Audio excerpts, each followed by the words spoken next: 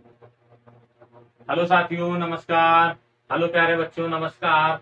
Welcome my YouTube channel smart education right.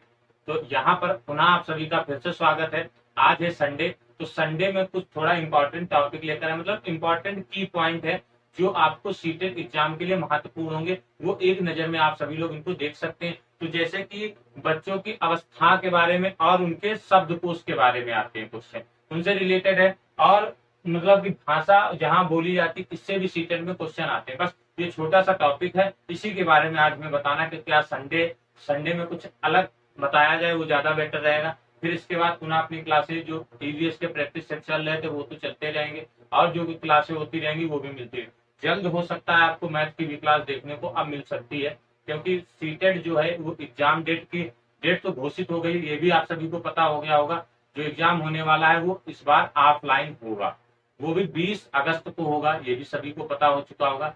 कब exam होगा? 20 अगस्त को निर्धारित कर दिया गया है। पूरे भारत में जो एग्जाम होगा वो 20 अगस्त को आयोजित किया जाएगा। तो उसी से रिलेटेड यानी कि जो क्वेश्चन है कि बच्चा कौन सी अवस्था में कौन से शब्द बोल सकता है, या मतलब शिशावस्था में बच्चा क्या कर स्टार्ट करना सीखता है, तो उसी से रिलेटेड थोड़ा ये पॉइंट है। आप लोग इसको एक नजर में देख लीजिएगा। ठीक है, तो चलिए स्टार्ट करते हैं। सबसे पहले अगर बात की जाए अवस्था और शब्दकोश, तो शब्दकोश में क्या है कि बच्चा क्या करता है जन्म से 8 माह तक।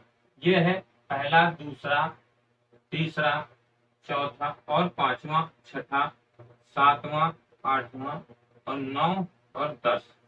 फिर इसके बाद 11, 12। ठीक है, तो अगर बच्चा है जन्म से 8 माह तक तो वो शून्य शब्द बोल पाता है, यानी कि केवल शून्य शब्द केवल बलबलाता है, रहता है और कुछ नहीं कर पाता है। ठीक है, बोल नहीं सकता है, केवल आवाजों को सुनता है। 9 से 12 माह तक यानी कि 1 साल का बच्चा 3 से 4 शब्द बोलता है, 3 से 4 शब्द बोलना स्टार्ट करता है। उसके बाद है 13 से 18 माह तक, यानी 1.5 साल का बच्चा अगर पूछा जाए आपसे तो 10 से 12 शब्द वो बोलेगा। फिर उसके बाद है तीसरा, यानी कि चौथा पॉइंट है 19 से 24 माह तक, यानी 2 साल का जो बच्चा होगा वो कितने वर्ड बोल सकता है? 275 वर्ड बोलेगा। उसके बाद 25 से 30 माह तक, इसमें जो आपसे बोला जाएगा वर्ड, जो इसमें बच्चा आपसे वर्ड बोलता है वो कितना बोल सकता है? 450 वर्ड, यानी कि 450 वर्ड बोल सकता है। उसके बाद 36 महीने यानी कि 3 साल, 3 साल में बच्चा 1000 शब्द बोलना स्टार्ट करता है। ये ऐसे ही क्वेश्चन पूछे जाते हैं कि कौन सा मतलब कि बच्चा शेषावस्था में क्या करता है, गुनगुना बोल बलाता है या क्या करता है। ठीक है, मतलब कि 13 से 18 माह तक के आयु के बच्चे कितने शब्द बोलना स्टार्ट कर पाते हैं, या ऐसे कुछ पूछ सकता है 2 साल का बच्चा कितने वर्ड बोल सकता है।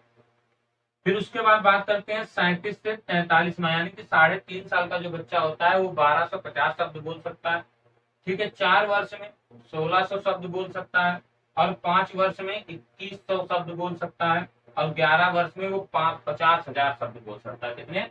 50,000 शब्द बोल सकता है। ठीक है, एक बार ये क्वेश्चन आया था कि 14 वर्ष में बच्चा कितने वर्ड बोल सकता है, तो वो 80,000 शब्द बोलता है। कितने वर्ड बोलता है? 80,000 शब्द बोलता है। देखिए, कुछ टेक्निकल इशू हो जाने के कारण अभी आप सभी को क्लास नहीं मिल पा रही थी, और कुछ पर्सनल प्रॉब्लम हो जाने के कारण भी क्लास नहीं हो पा रही थी। तो लेकिन अब क्या होगी, आपकी क्लासें रेगुलर होती रहेंगी। ठीक है, अभी 2-4 दिन से मैं देख रहा, आपने एक वीडियो मैंने शेयर किया था उस पर, यानी कि देखा होगा प्रैक्टिस सेट वाला आप सभी ने, उसमें आवाज जो थी वो पूरे बैकग्राउंड की भी आवाज आ रही थी, लेकिन वो टेक्निकल इशू हो जाने के कारण जो मैं यूज करता था, जिससे मैं एडिट करता था वीडियो को आप सब पहुंचाने के लिए, वो वर्क नहीं कर रहा था।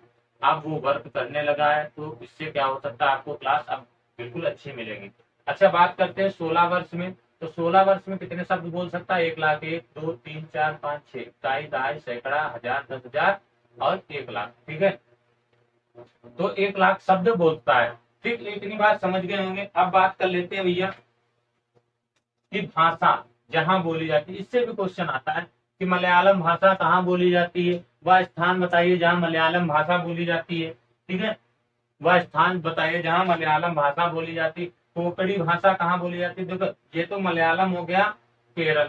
ठीक है, कोंकणी भाषा कर्नाटक, महाराष्ट्र, गोवा। ठीक, अच्छा, गोवा में किसके लिए प्रसिद्ध है ये? नारियल, यानी कि नारियल के तेल में। मछली, ठीक है। केरल किसके लिए प्रसिद्ध है? टेपियोका, समझ गए। और केरल हो गया, महाराष्ट्र हो गया। अब ये किसके लिए प्रसिद्ध है? वर्ली, ठीक है, वर्ली है चित्रकार। केरल के कुछ हिस्सों में महाराष्ट्र, ठीक, ये बोली जाती है। उसके मराठी तो जानते हो, महाराष्ट्र हो गया, गोवा हो गया, दमन और दीव हो गया, दादर नगर हवेली में ये बोली जाती है भाषा। गुजराती यानी कि गुजरात में, कन्नड़ कर्नाटक, आंध्र प्रदेश और तमिलनाडु में, ठीक है। अब मड़गांव से क्वेश्चन पूछता है, मड़गांव कहाँ स्थित है? तो गोवा में स्थित, गोवा में है, ठीक। तो ये कुछ सबसे पहले की प्रगतिशील शिक्षा होती क्या है, इसके जनक कौन है? इसके जनक है जॉन डीवी है, ठीक है। कौन है? जॉन डीवी है। तो प्रगतिशील शिक्षा का मतलब क्या होता है? प्रगतिशील शिक्षा का अर्थ है आधुनिक। देखो अगर पूछा जाए तो क्या बताओगे? आधुनिक युग की आवश्यकताओं के आधार पर शिक्षा प्रदान करना, मतलब जो समय चल रहा है, ठीक है, समय के अनुसार की आवश्यकता है, कि मतलब आधुनिक युग में क्या आवश्यकता है, समय के अनुसार क्या आवश्यकताओं के आधार पर शिक्षा क्या करना? प्रदान करना, ठीक। अगर पूछा जाए कि प्रगतिशील शिक्षा का अर्थ क्या है, तो आधुनिक युग की आवश्यकताओं के साथ में आधार पर शिक्षा प्रदान करना। अब देखो आगे बात करते हैं अगर प्रगतिशील शिक्षा के बारे में। ये पॉइंट है, मतलब बहुत इंपॉर्टेंट है आपके लिए, ठीक है। प्रगतिशील शिक्षा करके सीखने पर जोर देती है, मतलब इस पर जोर देती है, ये करके सीखने पर जोर देती है। कैसे? यानी हस्त गतिविधियां, यानी कि हाथ की गतिविधियां आप जो करोगे उनसे ज्यादा ये जोर देती है, मतलब करके सीखने पर जोर देती है, ठीक है। करके चीजों को सीखना, स्वयं करना, यानी कि हस्त गतिविधियां हो गई, हस्त गतिविधियां आधारित परियोजनाएं, अभियान अधिगम, फिर अनुभव, अनुभवात्मक अधिगम की समझ और अधिगम के लक्ष्यों के रूप में कार्य रटने के विपरीत। इसके ये समझ लें, ये चीज याद कर लेना, यानी कि रटने के विपरीत, ठीक है। इसके विपरीत, रटने के विपरीत अत्यधिक व्यक्तिगत शिक्षा प्रत्येक व्यक्ति को व्यक्तिगत लक्ष्यों के लिए जिम्मेदार है। मतलब आप रटने पर जोर नहीं दे सकते हो, आप किसी भी प्रकार से रटा नहीं सकते हो बच्चों को, मतलब चीजों को क्या करके करके सीखना, हाथों से करके सीखना, यानी ये देख रखा है ना, तो व्यक्ति को जिम्मेदार है। आगे प्रगतिशील शिक्षा अनिवार्य रूप से शिक्षा के लिए दृष्टिकोण है जो करके सीखना, देखो हमने बताया ना, इसके लिए आप जितना चीजों को करोगे उसके करके सीखने के लिए की आवश्यकताओं पर जोर देते। अब मान लो बच्चा है, जैसे चीजों को जब करेगा तभी तो चीजें सीख पाएगा, उसी पर ये जोर देती है। आगे बात करते हैं, प्रगतिशील शिक्षा मानते हैं कि वास्तविकता, प्रगतिशील जो शिक्षा है वो किस पर? वास्तविकता का अनुभव होना चाहिए। मतलब जो प्रगतिशील मानते हैं कि वास्तविकता का क्या होना चाहिए? अनुभव होना चाहिए। आप किससे रिलेटेड है, वास्तविकता क्या है उसका अनुभव होना चाहिए। आगे बात करें अगर बात की जाए, देखा जाए तो समस्या के समाधान और आलोचनात्मक, ये की पॉइंट है, आप लोग नोट कर लेना। आलोचनात्मक सोच पर बल, मतलब कि क्या सोचते हैं बच्चा, क्या नहीं, कि समस्या के समाधान, ठीक है, समस्या का समाधान किस प्रकार किया जाए, और आलोचनात्मक सोच पर बल देती है, ठीक। यहाँ पर दिखाई नहीं दे रहा होगा तो इसके पॉइंट में ऊपर लिख दूंगा, अभी रुक जाओ, पहले इधर देख लो। और क्या किस पर बल देती है, तो इंपॉर्टेंट की पॉइंट है। तो शिक्षा एक सामाजिक प्रक्रिया है। शिक्षा कैसी प्रक्रिया बेटा? सामाजिक प्रक्रिया। शिक्षा किससे सीखी जाती है? समाज से भी सीखी जा सकती है। तो एक ऐसी प्रक्रिया समाज में रह करके सीखी जाती है, ठीक। तो ये की सामाजिक प्रक्रिया है। अगर आप क्वेश्चन आता है कि शिक्षा कैसी प्रक्रिया है, तो आप लोग बता सकते हैं शिक्षा एक सामाजिक प्रक्रिया है, ठीक। इसीलिए इसे विद्यालयों में खेल के माध्यम से, मतलब जो विद्यालयों में सिखाया जाता है, इसको किसके माध्यम से सिखाया जाता है? खेल के माध्यम से, ठीक। खेल के माध्यम से, समूह गतिविधियों के माध्यम से, ये नोट कर लेना, के माध्यम से एक दूसरे से बात करके, मतलब जो बच्चे होते हैं एक दूसरे से बात करके, यानी टीचर हो गया, अब बच्चों की क्या होती है, चीजों को समझेगा तभी तो सिखा पाएगा, पढ़ाया जाना चाहिए, ठीक है, एक दूसरे से बात करके। आगे बात करते हैं, छात्र प्रगतिशील अधिगम में प्रयोग खोज परियोजना, मतलब कि किसको प्रयोग करेगा, किसी चीज की खोज करेगा, और परियोजना या गतिविधि के माध्यम से सीखेंगे। मतलब कि क्या क्या प्रयोग करना है, किन चीजों का प्रयोग करना है, किन चीजों को खोजना है, फिर गतिविधि के माध्यम से सीखता है। जितनी व्यक्ति मतलब बच्चा एक्टिविटी करेगा क्लास में, गतिविधियां करेगा, उसके माध्यम से सीखने का प्रयास करेगा। ठीक है, आगे बात करते हैं। अगर प्रगतिशील शिक्षा व्यवहारिक शिक्षा भी कहा जाता है। अगर पूछ दिया जाए प्रगतिशील शिक्षा को और क्या कहा जाता है, तो इसको एक व्यवहारिक शिक्षा भी कहा जाता है। व्यवहार के माध्यम से इसको सिखाया जा सकता है। ठीक है, समझ गए होंगे। प्रगतिशील शिक्षा यानी प्रगतिशील नैतिक शिक्षा दो तत्व है। ठीक है, प्रगतिशील शिक्षा के कितने तत्व हैं? दो तत्व हैं। कौन कौन है? रुचि और प्रयास। ये इंपॉर्टेंट है। मतलब अगर पूछ दिया जाए आपसे प्रगतिशील शिक्षा के कितने तत्व हैं, तो दो तत्व हैं। कौन कौन है? रुचि और प्रयास। अब देखो, बच्चे को जब तक रुचि नहीं होगी तो क्या उसको आप सिखा सकते हो? नहीं सिखा सकते हो। ठीक है, और बच्चा उसमें प्रयास करेगा, तो यानी कि इसके दो तत्व हैं। कौन है? रुचि और प्रयास। यानी कि बच्चा किससे सीख सकता है? रुचि से सीख सकता है और प्रयास से भी सीख सकता है। समझ गए इतनी बात? ठीक, आगे जो नीचे का दिखाई नहीं दे रहा तो मेरे एक बार इसका स्क्रीनशॉट ले लीजिए और पढ़ लीजिएगा। ठीक है, आगे बात करते हैं, इसको रफ करते हैं, आसानी से चीजें समझ गए होंगे। तो ये कुछ छोटा सा टॉपिक है, की पॉइंट है जो हमने बताए हैं आप सभी को। ठीक है, आगे देखो जो इसमें है, जो नीचे है उसकी बात करते हैं। इसमें जो दे रखा है समूह कार्य। ठीक, इस पर समूह कार्य तथा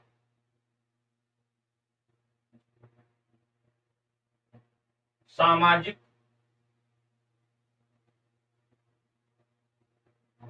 कौशलों का विकास।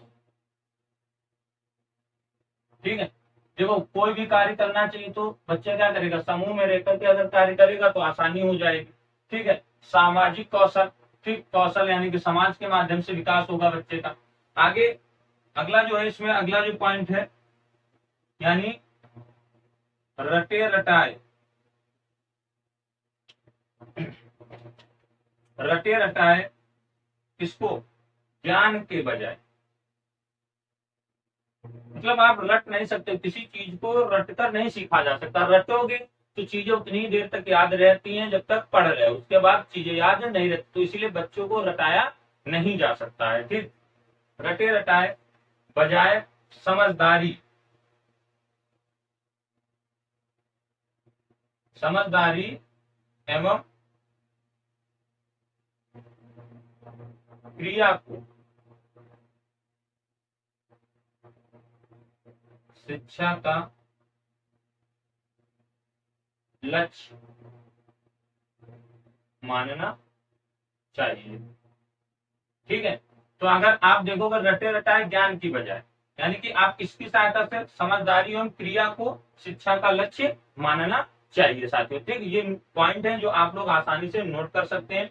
और ये थे प्रगतिशील शिक्षा के की पॉइंट जो हमने आप सभी हार्वर्ड गार्डन का बहुबुद्धि सिद्धांत। ठीक है, हार्वर्ड गार्डन का बहुबुद्धि सिद्धांत हम लोग पढ़ेंगे और इनके बारे में जानेंगे। बहुत छोटा सा टॉपिक है और आप सभी लोग समझ भी जाएंगे कि क्या है क्या नहीं है। ठीक है, तो चलिए स्टार्ट करते हैं अपनी क्लास को। देखिए हार्वर्ड गार्डन मतलब थ्योरी इनके बारे में बताया गया कि हार्वर्ड गार्डन ने सन 1983 में, ठीक है 1983 में इन्होंने बहुबुद्धि सिद्धांत प्रतिपादन किया। इन्होंने बताया था कि बुद्धि एक प्रकार की नहीं हो सकती है, बुद्धि एकांकी नहीं होती, यानी कि बुद्धि जो होती है सब में अलग अलग प्रकार की होती है। तो इन्होंने इसके बारे में बताया कि बुद्धियां जो होती हैं सब में क्या होती है। उन्होंने बताया, प्रतिपादन किया, बताया कि बुद्धि जो होती एकाकी यानी कि एक नहीं होती है, ठीक है, ना होकर के बहुकारकी होती। कैसी होती है? बहुकारकी होती है। ठीक, मतलब बताया कि बुद्धि जो होती है, अब देखा सबको पता होगा सबकी बुद्धि एक जैसी थोड़ी ना हो सकती है, पता होता है कि नहीं होता है, सबकी बुद्धियां अलग अलग होती। किसी का किसी चीज में मन लगता है, किसी का किसी चीज में मन लगता है। अब जैसा मेरा ही मन है, ठीक है, मेरा मन ज्यादातर पढ़ाने में लगा रहता है कि पढ़ाएं, कैसा पढ़ाएं कैसा ना पढ़ाएं और अच्छा से अच्छा पढ़ाएं। तो मेरा मन किसमें लगा रहता है। तो बुद्धि क्या होती है, सबकी अलग अलग प्रकार की होती है। किसी की खेल में बुद्धि, शारीरिक बुद्धि हो जाती है, यानी कि तार्किक हो जाएगा। अभी सारी बुद्धियां बताएंगे, शारीरिक बुद्धि हो जाती है। ठीक है, तो मतलब जिन चीजों का इन्होंने प्रतिपादन किया उन्हीं के बाद अब इन्होंने जो बताया, पहले इन्होंने जो बताया, गार्डन ने क्या बताया कि 1983 में, ठीक है 1983 में इन्होंने बताया बुद्धि जो होती मुख्यतः 7 बताई। ठीक, यानी कि मुख्यतः 7 प्रकार की इन्होंने बुद्धि का प्रतिपादन किया। उसके बाद में फिर इसके बाद में उन्होंने 1998 में 8 प्रकार की बताई, मतलब पहले 7 थी फिर एक और बढ़ गई, ठीक है, और का वर्णन किया। फिर उसके बाद में इसके 2 साल बाद यानी फिर 2000 में इन्होंने एक और 9वीं बुद्धि का प्रतिपादन किया, यानी कि इन्होंने कितने टाइप की बुद्धियां बताई, टोटल 9 प्रकार की बुद्धि बताई। किसने? हार्वर्ड गार्डन ने। ठीक है साथियों, का बुद्धि का वर्णन किया। लेकिन आप अगर एनसीईआरटी में पढ़ोगे तो एनसीईआरटी में पढ़ना है तो आपको 8 प्रकार की बुद्धि पढ़ाई जाएंगी, ठीक है। तो हम इसके बारे में बताते हैं एक एक बुद्धि। तो इतनी बात समझ गए कि हार्वर्ड गार्डन ने कब 1983 में बहुबुद्धि का प्रतिपादन किया। उन्होंने बताया कि बुद्धि एकाकी ना हो करके। अब देखिए सब के प्रकार की बुद्धि, बच्चा होता है स्कूल पढ़ने आता है तो उसमें क्या होता है, सब क्या एक जैसे बच्चे होते नहीं होते। कोई बच्चा तेज पढ़ने में होता, कोई बच्चा धीमा होता, कोई बच्चे का खेल खेलने में ज्यादा मन लगता है, कोई की भाषाई बुद्धि होती है, मतलब भाषा का विकास किसी के अंदर होता है, ठीक है। या तार्किक कोई मतलब तर्क के रूप में तर्क गणती बुद्धि हो गई, स्थानीय बुद्धि हो गई। अभी हम सारी बुद्धियां बताते हुए आप सभी को चलेंगे। तो सबसे पहले आपकी होती है जिस बात करेंगे जिसका नाम है भाषाई बुद्धि, ठीक है। कौन सी बुद्धि है?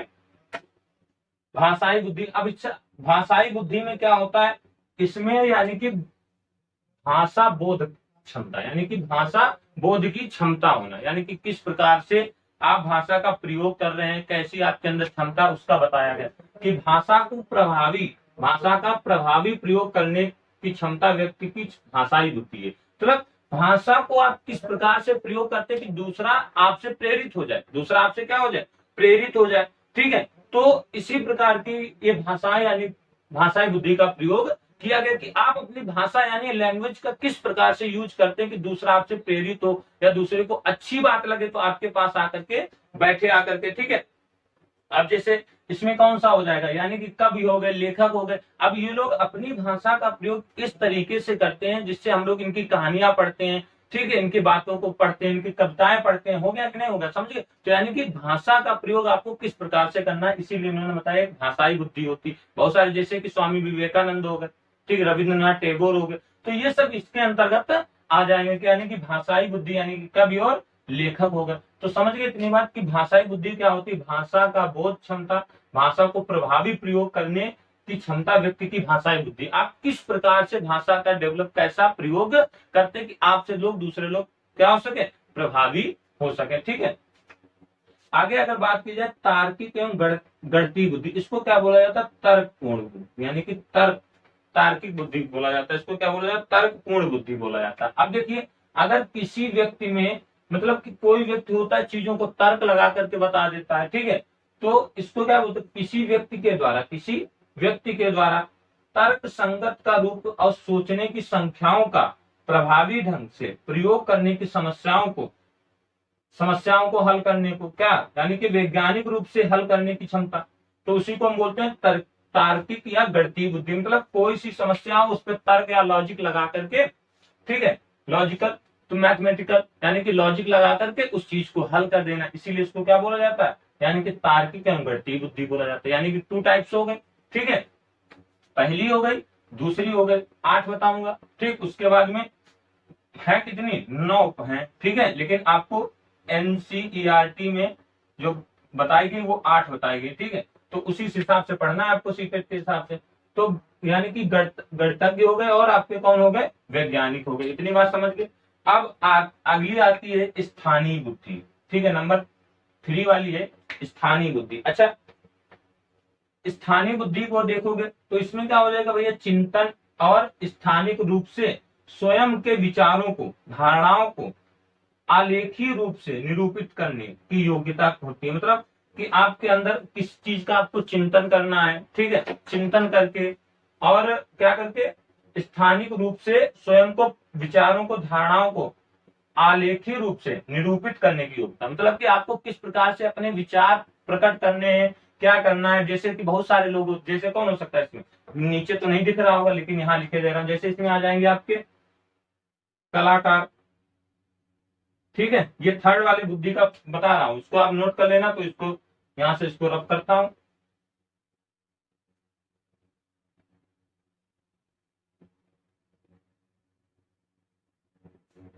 ठीक है। तो यानी कि अगर देखा जाए तो इसमें कलाकार हो जाएगा और कौन हो जाएगा आपका कलाकार हो गया, आपका कौन हो जाएगा, सज्जाकार हो जाएगा, ठीक है। और कौन हो जाएगा, वास्तुकार हो जाएगा। तो ये और कौन हो जाएगा, नाविक हो जाएंगे। तो ये आपके कौन से बुद्धि के अंतर्गत आते हैं भैया, ये आपके होते हैं स्थानीय बुद्धि के अंतर्गत आते हैं, ठीक है। मतलब चीजों को कैसे करके किसी के बारे में चिंतन करना और स्थानिक रूप से धारणाओं को आलेखी रूप से निरूपित करने की। अब जैसे कलाकार हो गया, सज्जाकार हो गया, अब चीजों को उसने अपने अंदर माइंड में बसा लिया कि हमको इस टाइप से इन चीजों को बनाना है। अब सज्जाकार क्या होता है, उसने अपने अंदर चिंतन किया, चिंतन करने के बाद में उन चीजों को क्या कर लेगा, अपने अंदर अवधारित कर लेगा। फिर उसका वास्तुकार हो गया, ठीक है, नाविक हो गया, जिन चीजों को बनाता है उन्हीं को हम स्थानीय बुद्धि कहते हैं। चिंतन और स्थानीय रूप से स्वयं के विचारों को, धारणाओं को आलेखी रूप में, आलेखन के रूप में, ठीक है, आलेखन के रूप में निरूपित करने की योग्यता होना। मतलब चीजों को अपने माइंड में पहले बसाया, फिर बसाने के बाद फिर उसका आलेखन बनाया, चित्रण किया, और बनाने के बाद में उसको प्रस्तुत किया। इसी को हम बोलते हैं स्थानीय बुद्धि कहते हैं, ठीक है, समझ गए होंगे। सारी अभी एक साथ लिख दूंगा जिससे आप परेशान ना होइए, बिल्कुल पहले पहले पढ़ लीजिए, फिर एक सारी जो टोटल है सारी बुद्धि एक साथ आप सभी को लिख दूंगा। चौथी है, तो चौथी में क्या करोगे, इसमें देखिए संगीतीय बुद्धि क्या होती है, संगीत यानी कि म्यूजिकल, यानी कि इधर देखो सारी बुद्धि लिखी हुई है, आप इनको नोट कर लेना, इंग्लिश में भी है और हिंदी में भी लिखी हुई है, ठीक है, यानी 9 लिखी हुई है। तो पहले ये समझ लेते फिर इधर बता देंगे आपको, तो ये आसानी से आप लोग समझ जाएंगे साथ में, ठीक। तो इसमें क्या होता है, संगीत के अभिव्यक्ति के माध्यम से, संगीत के आप देखिए बहुत सारे लोगों के अंदर क्या होता है, संगीत का, म्यूजिक सीखने की बहुत बड़ी अभिव्यक्ति होती है, तो उनका दिमाग कहाँ लगा रहता है, संगीत में ही लगा रहता है। तो उसके यानी कि इसमें संगीत यानी कि किसी के प्रकार संगीतीय बुद्धि होती है, नेचुरल बुद्धि भी होती है, जो उनका किसमें जो बुद्धि होती है किसमें, संगीत में ज्यादा डेवलप होती है, ठीक है। तो इसमें संगीत का अभिव्यक्ति के माध्यम के रूप में प्रयोग करने की क्षमता या विविध प्रकार के संगीत बुद्धि वाले व्यक्ति यानी कि क्या हो जाते हैं, लग धन यानी धन हो गया के प्रति संवेदनशील होते हैं, मतलब कि इनके प्रति क्या हो जाते हैं, संवेदनशील होते हैं। जैसे गायक हो गए और रचनाकार हो गए, अब इनके प्रति क्या होगा, जैसे रचनाकार हो गए तो इसकी बात करेंगे तो इसमें क्या हो जाएगा, जैसे कि मान लो लता मंगेशकर हो गए आपके, ठीक है, तो ये सब किसके अंतर्गत आ जाता है, यानी कि इसी के अंतर्गत आ जाता है। तो ये सब चीजें क्या होती हैं, ये सब इन्हीं के अंतर्गत आता है, संगीतीय बुद्धि, जिनका मतलब क्या हो जाता है, यानी कि किसी चीज का उत्पादन करना, किसी चीज को संगीत के माध्यम से सर्जित करना, ठीक। तो ये संगीत की बुद्धि हो जाती है, ठीक। आगे बात करते हैं शारीरिक गति संवेदी बुद्धि, शारीरिक एवं गति संवेदी बुद्धि। तो इसमें क्या होता है कि व्यक्ति अपने शरीर को अभिव्यक्त के साधन के रूप में, अब मान लो साधन के रूप में कैसे, जैसे कौशल पूर्व उपयोग करने की क्षमता होती है साधन के रूप में, जैसे खेल हो गया, क्रिकेट हो गया, ठीक है, नर्तक हो गया, अभिनेता, मतलब ये साधन के रूप में अपनी शारीरिक बुद्धि को व्यक्त करने की क्षमता होती है, उन्हें हम क्या बोलते हैं, शारीरिक गत संवेदनशील वाले बुद्धि बोलते हैं। जैसे मान लो खिलाड़ी हो गए, जितने तुम्हारे खिलाड़ी हो गए तो ये सब किसके अंतर्गत आ जाएंगे, जैसे जितने भी खिलाड़ी हो गए तो ये सब तुम्हारे शारीरिक गति संवेदी बुद्धि के अंतर्गत आ जाएंगे। यानी कि व्यक्ति अपने शरीर को अभिव्यक्ति के एक साधन के रूप में, अभिव्यक्त करने के लिए एक साधन के रूप में कौशल पूर्ण उपयोग करने की क्षमता होती है, ठीक।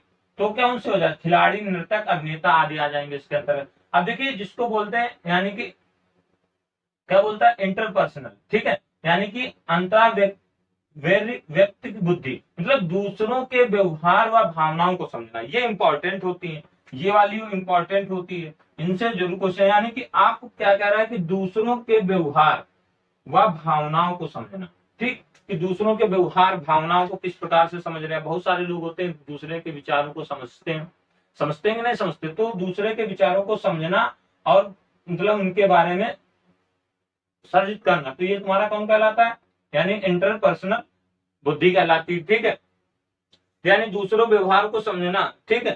तो जैसे हो जाएगा फिजियोलॉजिस्ट, ठीक है, सोशल वर्कर्स, तो सोशल वर्कर्स हो गए, फिजियोलॉजिस्ट हो गए, तो ये सब किसके अंतर्गत आता है, इसी के अंतर्गत आ जाता है, जो दूसरों के मतलब चीजों को समझ सके आसानी से।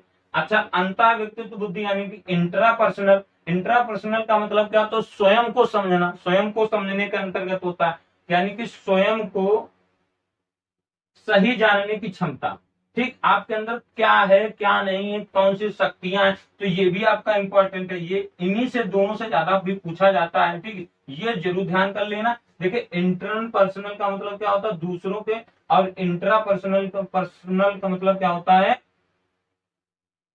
सनल का मतलब स्वयं को जानने की कोशिश करना, यानी कि अंतर जहां पर ये दिखाई दे, ठीक है, तो समझ जाना कि ये मतलब स्वयं के बारे में बात कर रहा। अगर आपको ऐसा दिखाई दे तो आप समझ जाना कि ये दूसरों के बारे में बताई दे रहा है। ठीक है, यहाँ पर ए हो जाएगा, यहाँ पर क्या हो जाएगा, यहाँ पर ए है, यहाँ पर ये हो जाएगा, तो समझ जाओगे ना कि दूसरों के व्यवहार की व भावनाओं को समझना क्या कहलाता है, अंतर वैरी व्यक्ति बुद्धि। ठीक है, दूसरों की भावनाओं को समझना। ठीक, जैसे फिजियोलॉजिस्ट हो गया आपका, तो ये सब किसके अंतर्गत आते हैं, इसी के अंतर्गत आते हैं। और ये वाला जो है स्वयं को सही जानने की क्षमता, शक्तियां, अभिप्रेरणा, भावना जिससे, ठीक, तो ये क्या हो जाता है, स्वयं सही को जानना कि आप क्या कर सकते हो क्या नहीं कर सकते हो, ये अपने आप को पहचानने के लिए हो जाता है। ठीक, जैसे कौन से हो जाएगा आपका, जैसे बुद्ध हो जाएंगे, गौतम बुद्ध हो जाएगा, गौतम बुद्ध हो जाएंगे। ठीक है, तो ये सब चीजें क्या हो जाएंगी, स्वयं को जानने के लिए, अपने अपने अंदर की शक्तियों को जानने के लिए। समझ गए इतनी बात, ये दो इंपॉर्टेंट हैं, आप बिल्कुल मतलब इन दोनों को आप छोड़ नहीं सकते हो किसी भी चीज में, इंपॉर्टेंट ही इंपॉर्टेंट, इनसे जरूर पूछा जाता है।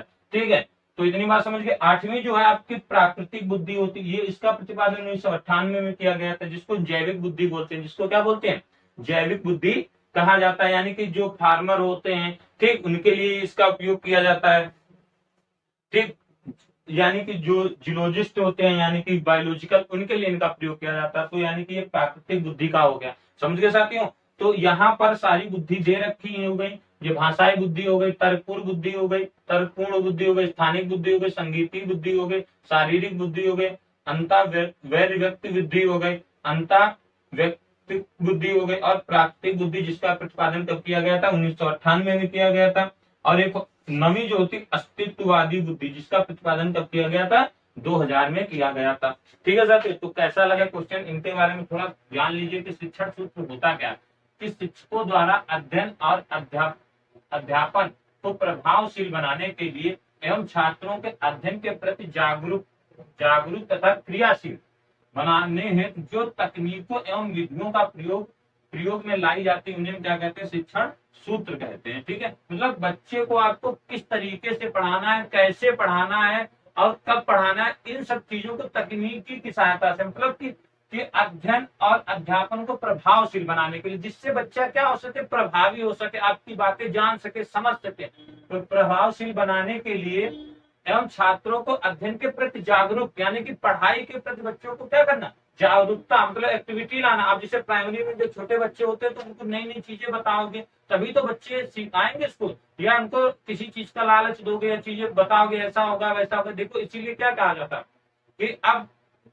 प्रधान समझ लो, धीरे धीरे क्या हो रहा है, बच्चों के अंदर जितनी आप जागरूकता फैलाओगे, तभी तो बच्चों में उनको क्रियाशील बनाने के लिए जो तकनीकें अब नई नई आप जिस तकनीक से बनाओगे, अब बच्चों को खेल के माध्यम से पढ़ाओगे तो बच्चा पढ़ने आएगा, या विधियों का प्रयोग करोगे तो लाई जाती, इन्हीं को हम क्या कहते हैं, शिक्षण सूत्र कहते हैं। यहाँ तक समझ गए होंगे साथियों।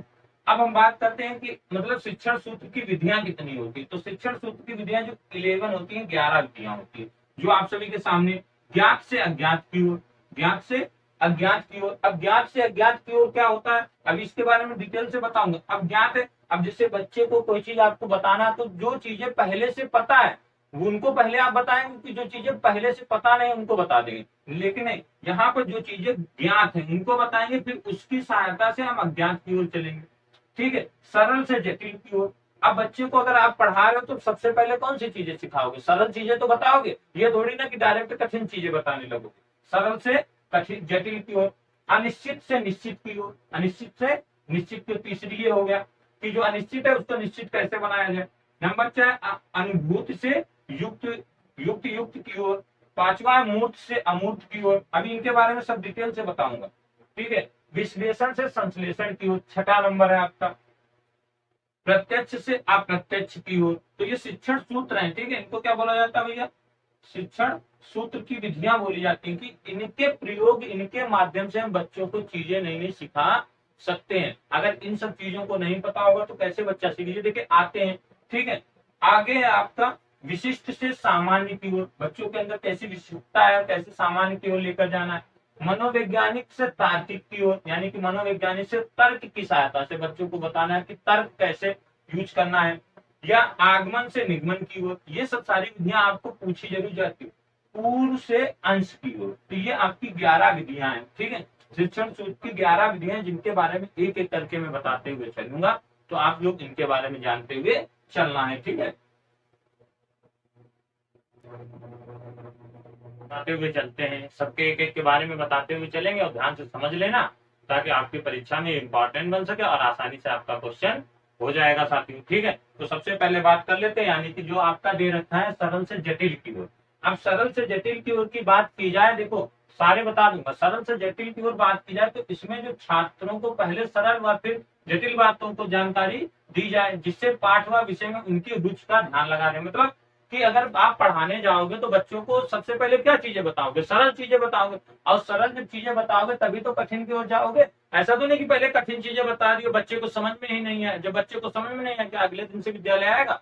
नहीं आएगा। तो इसीलिए इसमें कहा गया है सरल से जटिल की ओर, यानी कि इसमें छात्रों को पहले कौन सी चीजें, सरल व फिर जटिल बातें बताई, जानकारी दी जाए, जिसमें पाठ व विषय को रुचिकर, यानी रुचि व ध्यान लगा रहे, यानी कि अगर सरल चीजें बनाओगे, इंटरेस्टिंग पढ़ाओगे, तो बच्चों का हमेशा क्या लगा रहेगा, ध्यान लगा रहेगा।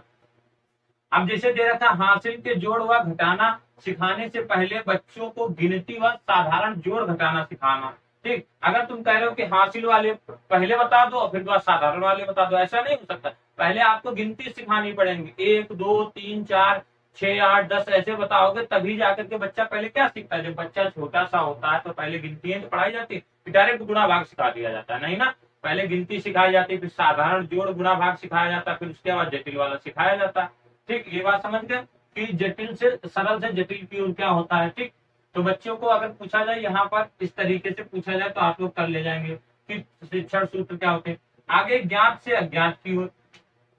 अब ज्ञात से अज्ञात की ओर की बात की जाए तो इस सूत्र के अनुसार शिक्षक को बालकों के पूर्व ज्ञान को जांच कर, यानी कि मतलब बच्चों को जांचना पड़ता है कि बच्चों को पहले से ज्ञान है या नहीं है, ठीक है। बच्चों को जांच, पूर्व से ज्ञान की जांच की, उसी आधार पर ज्ञान देना, मतलब उसी के आधार पर उनको ज्ञान दिया जाता। तो इसीलिए इसको बोला गया है ज्ञात से अज्ञात की ओर, ठीक है। किसी पाठ में छात्रों की रुचि व ध्यान तभी संभव हुआ है जब उसमें उसकी जानकारी का नयापन दोनों सम्मिलित होने चाहिए, मतलब उसके बारे में उसको जानकारी भी हो और नयापन दोनों सम्मिलित हो, ठीक है। आगे हम बढ़ते हैं। अब देखो ज्ञात से अज्ञात को, देखो बच्चे क्या होता है, जब आप कभी पढ़ाते होंगे विद्यालय में, बहुत सारे लोग होंगे जो विद्यालय में प्राइवेट स्कूलों में पढ़ाते भी होंगे, तो उसमें क्या होता है, बच्चों से सारी जानकारी पूछते होंगे कि तुमको इसके बारे में पता है, नहीं पता है। तो मान लो जैसे पता है तो आप लोग आसानी से बताओगे, बता देते हैं बच्चे। तो इस सूत्र के अनुसार क्या होता है, शिक्षक को बालकों के पूर्व ज्ञान की जांच कर, मतलब जो शिक्षक होते हैं, टीचर होते हैं, बच्चों के पूर्व ज्ञान को जांचते हैं, ठीक। उनको कुछ आ रहा है या नहीं आ रहा है, उसके बाद में आगे के ज्ञान को देते हैं, ठीक है, बताते हैं। आगे स्थूल से सूक्ष्म की ओर, अगला है जो स्थूल से सूक्ष्म की ओर की बात करेंगे। तो स्थूल से सूक्ष्म की ओर की बात की जाए तो बच्चों के शारीरिक विकास के साथ साथ उनका मानसिक विकास भी होता है, मतलब स्थूल से सूक्ष्म। अब जैसे गणित में जोड़ घटाना सिखाने के लिए गेंद, गोली, कंकड़ आदि का उपयोग किया जाता है, मतलब छोटी छोटी ओर, यानी स्थूल से सूक्ष्म की ओर छोटी छोटी चीजों को सिखाने के लिए हमें क्या करना। अब बच्चों को गुणा भाग सिखाया जाता है, कहते तुम्हारे पास 4 गेंदे, 1 हटा दो तो कितनी गेंदे बची, तो ये सब होता है। या तुम्हारे पास 4 कंचे हैं या गोली है, 4 कंचे हैं, तो उनको उनमें से इतना हटा दो, तो ये क्या हो जाएगा, मतलब स्थूल से सूक्ष्म की ओर हो जाएगा। ये तीसरा हो गया आप सभी का। अगर चौथा देखा जाए तो चौथा क्या कह रहा है, पूर्व से अंश की ओर। अब पूर्व से अंश की ओर की बात की जाए तो पूर्व से अंश की ओर यानी कि बालक के सामने कोई वस्तु आने पर वह सर्वप्रथम पूर्ण वस्तु को ही देखता है, मतलब कोई चीज आ गई है तो उसको पूर्ण वस्तु देखेगा, पूरी वस्तु देखेगा, ठीक। उसके भाग को नहीं जानेगा कि इसका अंश कौन सा है कौन सा नहीं है, जानता है वस्तु ही जानता है, और उसके विभिन्न अंगों या अंशों को नहीं। शिक्षक को उसके पूर्व ज्ञान से लाभ उठाकर उसके अंगों, जैसे अब कोई जैसे वृक्ष है तो वृक्ष, बच्चे ने तो पूरा बताया कि वृक्ष है, अब उसको ये तो नहीं पता है कि जड़ कौन है, तना कौन है, पत्ती कौन है। तो जैसे जड़, तना, डाली आदि के बारे में जानकारी देना चाहिए। ठीक, या कंप्यूटर के बारे में बच्चे को बताना चाहिए। जैसे कंप्यूटर का देख लिया जाए तो मान लो बच्चे ने कंप्यूटर तो देखा, उसको ये तो नहीं पता है कि कौन सा माउस है, कौन सा कीबोर्ड है, कौन सा मॉनिटर है, तो उसके बारे में जानकारी देना उसी को, यानी पूर्व से अंश की ओर हो जाएगा, पूर्व से अंश की ओर हो जाएगा। आशा करता हूँ अच्छे से समझ पा रहे होंगे। आगे होता है अनिश्चित से निश्चित की ओर। अगला है जो आपका अनिश्चित से निश्चित की ओर। तो बालकों को बौद्धिक विकास के क्रम को अनिश्चित से निश्चित की ओर होता है। ठीक है, अब देखो जैसे अनिश्चित से निश्चित की ओर की बालकों में बौद्धिक विकास क्रम अनिश्चित से निश्चित की ओर होता है। किस प्रकार से कि प्रारंभ में बच्चों की किसी भी घटना तथ्य की वस्तुओं का स्पष्ट व निश्चित ज्ञान नहीं होता। मतलब बच्चों के साथ में कोई भी घटना हो जाए, तो अनिश्चित घटना हो जाए, तो उनको तथ्य यानी किसी के बारे में कोई चीज ज्ञान नहीं होता। अब फिर उसको टीचर क्या करता है, उसके बारे में बताता है, तो इनको अनिश्चित से निश्चित की ओर लेकर के जाता है। ठीक है, अगला है आपका प्रत्यक्ष से अप्रत्यक्ष की ओर। अगला है आपका प्रत्यक्ष से अप्रत्यक्ष की ओर। तो इसमें क्या होता है, इस सूत्र में के अनुसार छात्रों को सबसे पहले उनके द्वारा देखी गई वस्तुओं के बारे में बताना चाहिए, फिर उसके जो देखा नहीं उसके बारे में बताना चाहिए। मतलब प्रत्यक्ष से अप्रत्यक्ष की ओर। पहले इसमें क्या कह रहा है कि उन चीजों के बारे में बताना चाहिए उनके द्वारा देखी गई वस्तुओं के बारे में, मतलब बच्चों के द्वारा जो चीजें देखी गई हैं उनके बारे में बताना चाहिए, और फिर उसके बारे में बताना चाहिए जो चीजें बच्चों ने देखी नहीं है। ये हो जाएगा प्रत्यक्ष से अप्रत्यक्ष की ओर हो जाएगा। ठीक है, आगे आपका विशिष्ट से सामान्य की ओर। अगर विशिष्ट से सामान्य की ओर बात की जाए तो इसमें क्या कह रहा है कि इस सूत्र के अनुसार अध्यापक को छात्रों के सामने पहले किसी प्रकार से संबंधित कई उदाहरण प्रस्तुत करना चाहिए। मतलब विशिष्ट से सामान्य की ओर आप कोई उदाहरण, कोई भी चीजें उसके सामने क्या प्रस्तुत करना चाहिए। अब बालकों को निरीक्षण, परीक्षण, विचार तथा चिंतन की अवसर प्रदान करता है। मतलब ये जो होता है विशिष्टता से सामान्य की ओर, कि इस सूत्र के अनुसार अध्यापक को छात्र के सामने पहले इसी प्रकार से संबंधित कई उदाहरण प्रस्तुत करने चाहिए। अब बच्चों को बताना चाहिए कि ऐसा है, ये इस चीज ऐसी है। ठीक है, तो बालकों में निरीक्षण करेगा, उसका परीक्षण करेगा, विचार और चिंतन के अवसर प्रदान करता है। समझ गए यहाँ तक। अब हम आगे बढ़ते हैं, यानी कि कितने हो गए, 7 हो गए। तो आप तो देखिए जैसे कि उतने बता दिए। अब देखो कि इसमें है कि विश्लेषण से संश्लेषण की ओर।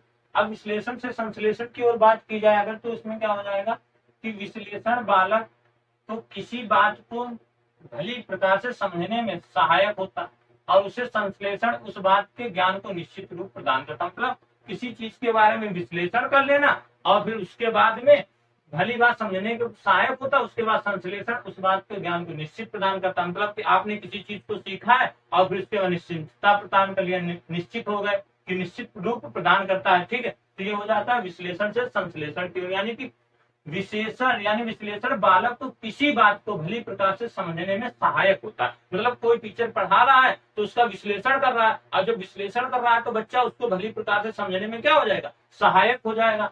और फिर तो उसे संश्लेषण उस बात से ज्ञान को निश्चित रूप प्रदान कर देता। फिर उसके बाद उस चीज का संश्लेषण करेगा, जब संश्लेषण कर लेगा तो उस बात का उसे निश्चित रूप प्रदान हो जाएगा। इसी को हम कहते हैं विश्लेषण से संश्लेषण की ओर साथियों। ठीक है, समझ गए इतनी बात।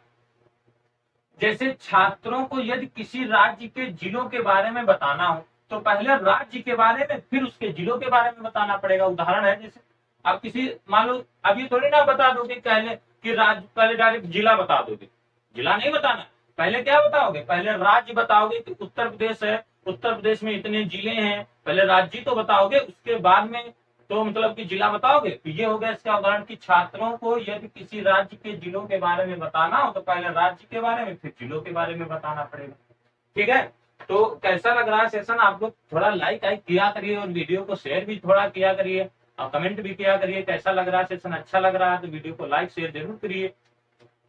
आगे मनोवैज्ञानिक से तर्क संगत की ओर। मनोवैज्ञानिक से तर्क संगत की ओर अगर इसको देखा जाए तो शिक्षा में बाल मनोविज्ञान के महत्व के कारण यह माना जाता है कि बालक की शिक्षा उसकी रुचियों और रुझानों और क्षमताओं व जिज्ञासाओं के अनुसार प्रदान करनी चाहिए। मतलब यह नहीं कि बालक को शिक्षा दे रहे हो तो उसके क्षमता है नहीं और शिक्षा दे रहे, ऐसा नहीं होना चाहिए। अगर बालक को शिक्षा देनी है तो कैसे, मतलब उसकी रुचियों के अनुसार, उसके समझ के अनुसार, ठीक इस प्रकार से उसको शिक्षा देनी है। ठीक है, इतनी बात समझ गए।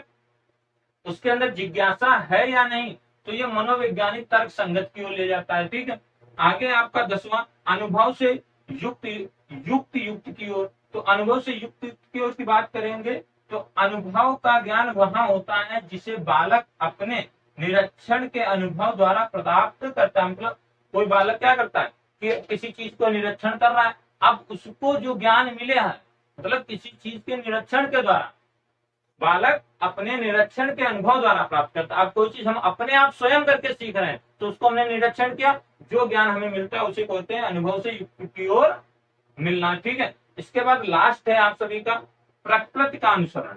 प्रकृति का अनुसरण, अब इस सूत्र का आशय है कि बालक की शिक्षा दीक्षा उसकी प्रकृति के अनुसार होनी चाहिए। मतलब जो बालक है वो किस प्रकार से अपनी पढ़ाई कर रहा है, वहां का वातावरण कैसा है, वहां का माहौल कैसा है, इस प्रकार से उसकी शिक्षा होनी चाहिए साथियों। समझ गए। तो ये थी क्या है, इसको क्या बताया गया, देखो शिक्षा अधिकार अधिनियम राइट टू एजुकेशन 2009।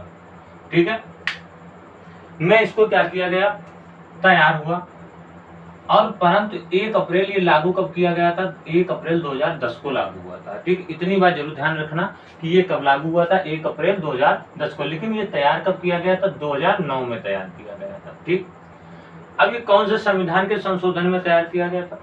देखिए संविधान का संशोधन जो हुआ था 86 संशोधन 2002 में आर्टिकल 21A यानी कि 21A के अंतर्गत निःशुल्क शिक्षा एवं अनिवार्य शिक्षा बच्चों को देने का प्रावधान किया गया। मतलब इसके 21 आर्टिकल के अंतर्गत इसका प्रावधान किया गया। कब संशोधन हुआ, 2002 में इसका संशोधन किया गया और 21 में। ठीक, इसमें और क्या था, शिक्षा के बारे में अगर बात करें तो इसमें जो बताया गया कि 6 से 14 वर्ष के बच्चों को निःशुल्क शिक्षा, ऐसी शिक्षा देनी चाहिए, निःशुल्क शिक्षा, अनिवार्य शिक्षा दी जाए, मतलब निःशुल्क भी दी जाए और कंपलसरी भी शिक्षा दी जाए। ठीक है, आगे बात करें, स्थानीय स्कूल में 6 साल के सभी बच्चों को नामांकन जरूरी होगा। मतलब जितने भी 6 साल का बच्चा होगा उनका स्थानीय स्कूल जो होंगे उनमें इनका नामांकन करना जरूरी होगा। और क्या है अगला पॉइंट, कि विद्यालय में नामांकन हेतु किसी भी बच्चे का एडमिशन टेस्ट नहीं होगा। आपने देखा होगा कि प्राइमरी में अगर बच्चा जाता है तो उसका एडमिशन टेस्ट नहीं कराया जाता। पहले जमाने में क्या कराया जाता, ऐसे कान पकड़ाया जाता था या ऐसे कान पकड़ाया जाता था, एडमिशन कर लिया जाता था। आज भी होता है लेकिन उनका टेस्ट नहीं लिया जाएगा, क्योंकि उनके लिए कैसी शिक्षा बनाई गई है, अनिवार्य शिक्षा और निःशुल्क शिक्षा बनाई गई है। ठीक है, तो उनका टेस्ट नहीं लिया जा सकता है। आगे के अधिनियम के कक्षा 1 से 8 तक, कक्षा 1 से 8 तक की शिक्षा प्राइमरी शिक्षा के तहत परिभाषित करता है। मतलब कक्षा 1 से 8 तक की शिक्षा किसे प्राइमरी शिक्षा के तहत परिभाषित करता है। अब देखिए आगे आगे जो है इम्पोर्टेंट है कि बच्चों को शारीरिक या मानसिक सजा नहीं देना। सबसे इम्पोर्टेंट यही होता है कि मान लो बहुत सारे शिक्षक जो होते हैं, टीचर पढ़ाते हैं बच्चों को, तो आप सब लोगों ने पढ़ा होगा, बीएड बीटीसी जिसने भी किया होगा उसने बहुत आसानी से बीएड बीटीसी करके तो आए होंगे, तो किया है, जिसने बीएड पढ़ाया गया होगा आप सभी को। तो यहाँ पर इम्पोर्टेंट पॉइंट है। अब देखिए इसमें क्या दिया गया कि बच्चों को शारीरिक एवं मानसिक सजा नहीं दे सकते। अगर बच्चों को शारीरिक मानसिक सजा दोगे तो बच्चा स्कूल नहीं आएगा पढ़ने, आपसे डर जाएगा। जब वो आपसे डर जाएगा तो क्या स्कूल आ सकता है? आप पढ़ा सकते हो? नहीं पढ़ा सकते हो। तो आपको बच्चे को प्यार से पढ़ाना है। कैसे पढ़ाना? प्यार से पढ़ाना है। उसको किसी भी तरीके से शारीरिक और मानसिक सजा नहीं दे सकते हो साथियों। बिना मान्यता के स्कूल चलाना मना है, ये तो बहुत है। देखिए बहुत सारे प्राइवेट जैसे स्कूल होते हैं, मान्यता नहीं कराते, स्कूल खोल लेते हैं। ये भी एक है, बिना मान्यता के आप स्कूल नहीं चला सकते। No admission fee. अब सरकारी स्कूलों में जैसे होते हैं तो इसमें क्या होता है, किसी भी प्रकार की नो एडमिशन फीस यानी कि एडमिशन फीस नहीं देनी पड़ती है। ठीक है, आगे गवर्नमेंट टीचर को प्राइवेट ट्यूशन के नियम के विरुद्ध है। अगर आप गवर्नमेंट टीचर हैं तो आप प्राइवेट ट्यूशन नहीं पढ़ा सकते बच्चों को किसी भी कीमत पर। ठीक है, समझ गए। आगे है प्राथमिक स्कूल व बच्चे के घर से, मतलब जो प्राथमिक स्कूल होगा वो बच्चों के कहाँ से होना चाहिए? प्राथमिक स्कूल बच्चे के घर से 1 किलोमीटर के दायरे में होना चाहिए। कितने? 1 किलोमीटर के दायरे में। वह उच्च प्राथमिक स्तर जो होना चाहिए वो 3 किलोमीटर की दूरी पर हो। मतलब जो 6 से 8 तक के वो कहाँ से हो? 3 किलोमीटर की दूरी पर हो, लेकिन जो प्राथमिक हो वो 1 किलोमीटर की दूरी पर हो। इसीलिए हर गांव में प्राथमिक विद्यालय बनाए जाते हैं और 3 किलोमीटर की दूरी पर क्या बनाए जाते हैं? जूनियर वाले बनाए जाते हैं। ठीक, आगे कक्षा 1 to 5, कक्षा यानी देखा जाए कक्षा 1 से 5 तक में एक वर्ष में कम से कम 200 वर्किंग डे होने चाहिए। मतलब जो कक्षा 1 से 5 तक के विद्यालय खुलते हैं उनमें कितना वर्किंग डे होना चाहिए? 200 वर्किंग डे होना चाहिए। विद्यालय खुलना और चलाना चाहिए। ठीक है, ये सब ध्यान कर लेना। कक्षा 6 से 8 तक के वर्ष में कम से कम 220 दिन। कितने दिन? 220 दिन वर्किंग डे होना चाहिए। आगे नियमानुसार स्कूल, नियम के अनुसार देखा जाए तो स्कूल में शिक्षक छात्र का अनुपात कितना होना चाहिए? 1:30 होना चाहिए। यानी कि 30 बच्चों पर एक शिक्षक होना चाहिए। 30 बच्चों पर एक शिक्षक होना चाहिए। ठीक है साथियों, तो ये हो गए पॉइंट। अभी और आगे इसके आगे वो बताते हैं, ये आप लोग समझ गए होंगे।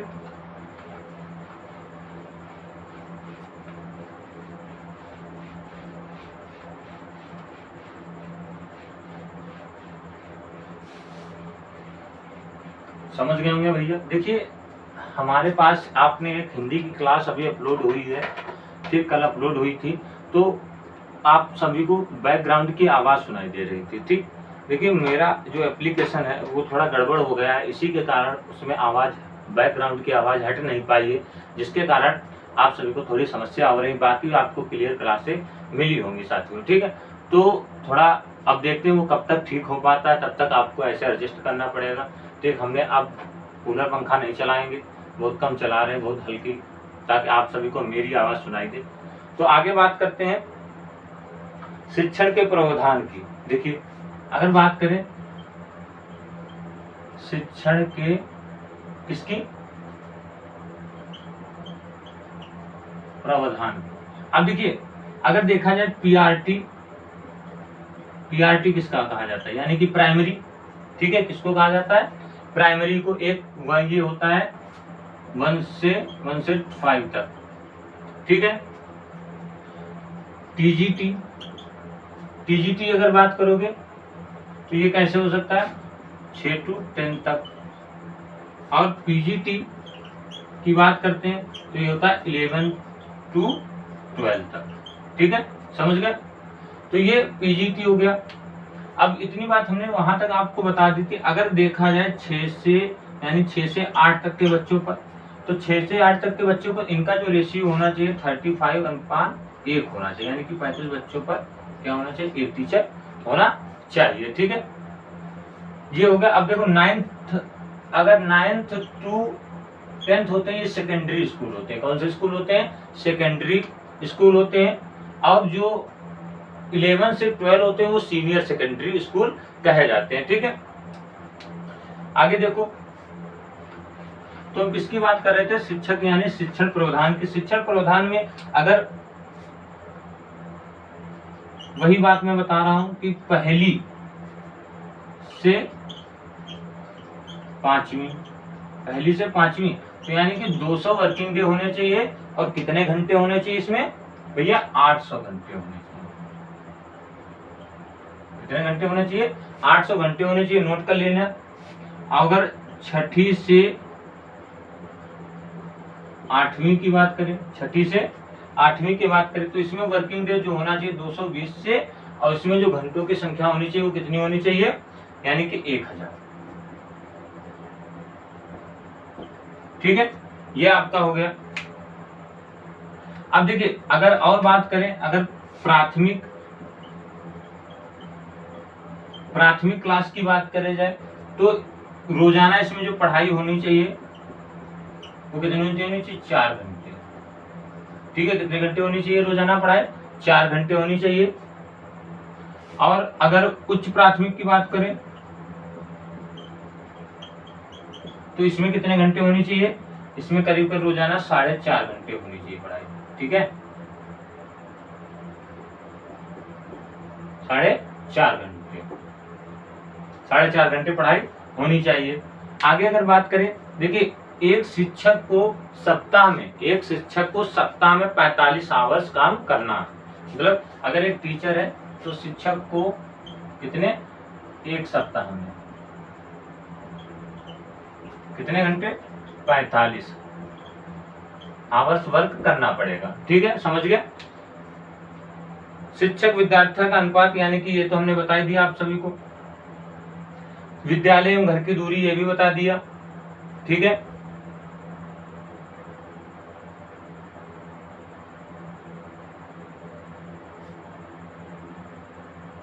समझ गए। तो ये सब इसके अंतर्गत आप सभी को देखने को मिलता है। ठीक है साथियों, तो ये थे कुछ एनसीएफ 2005 के अनुसार।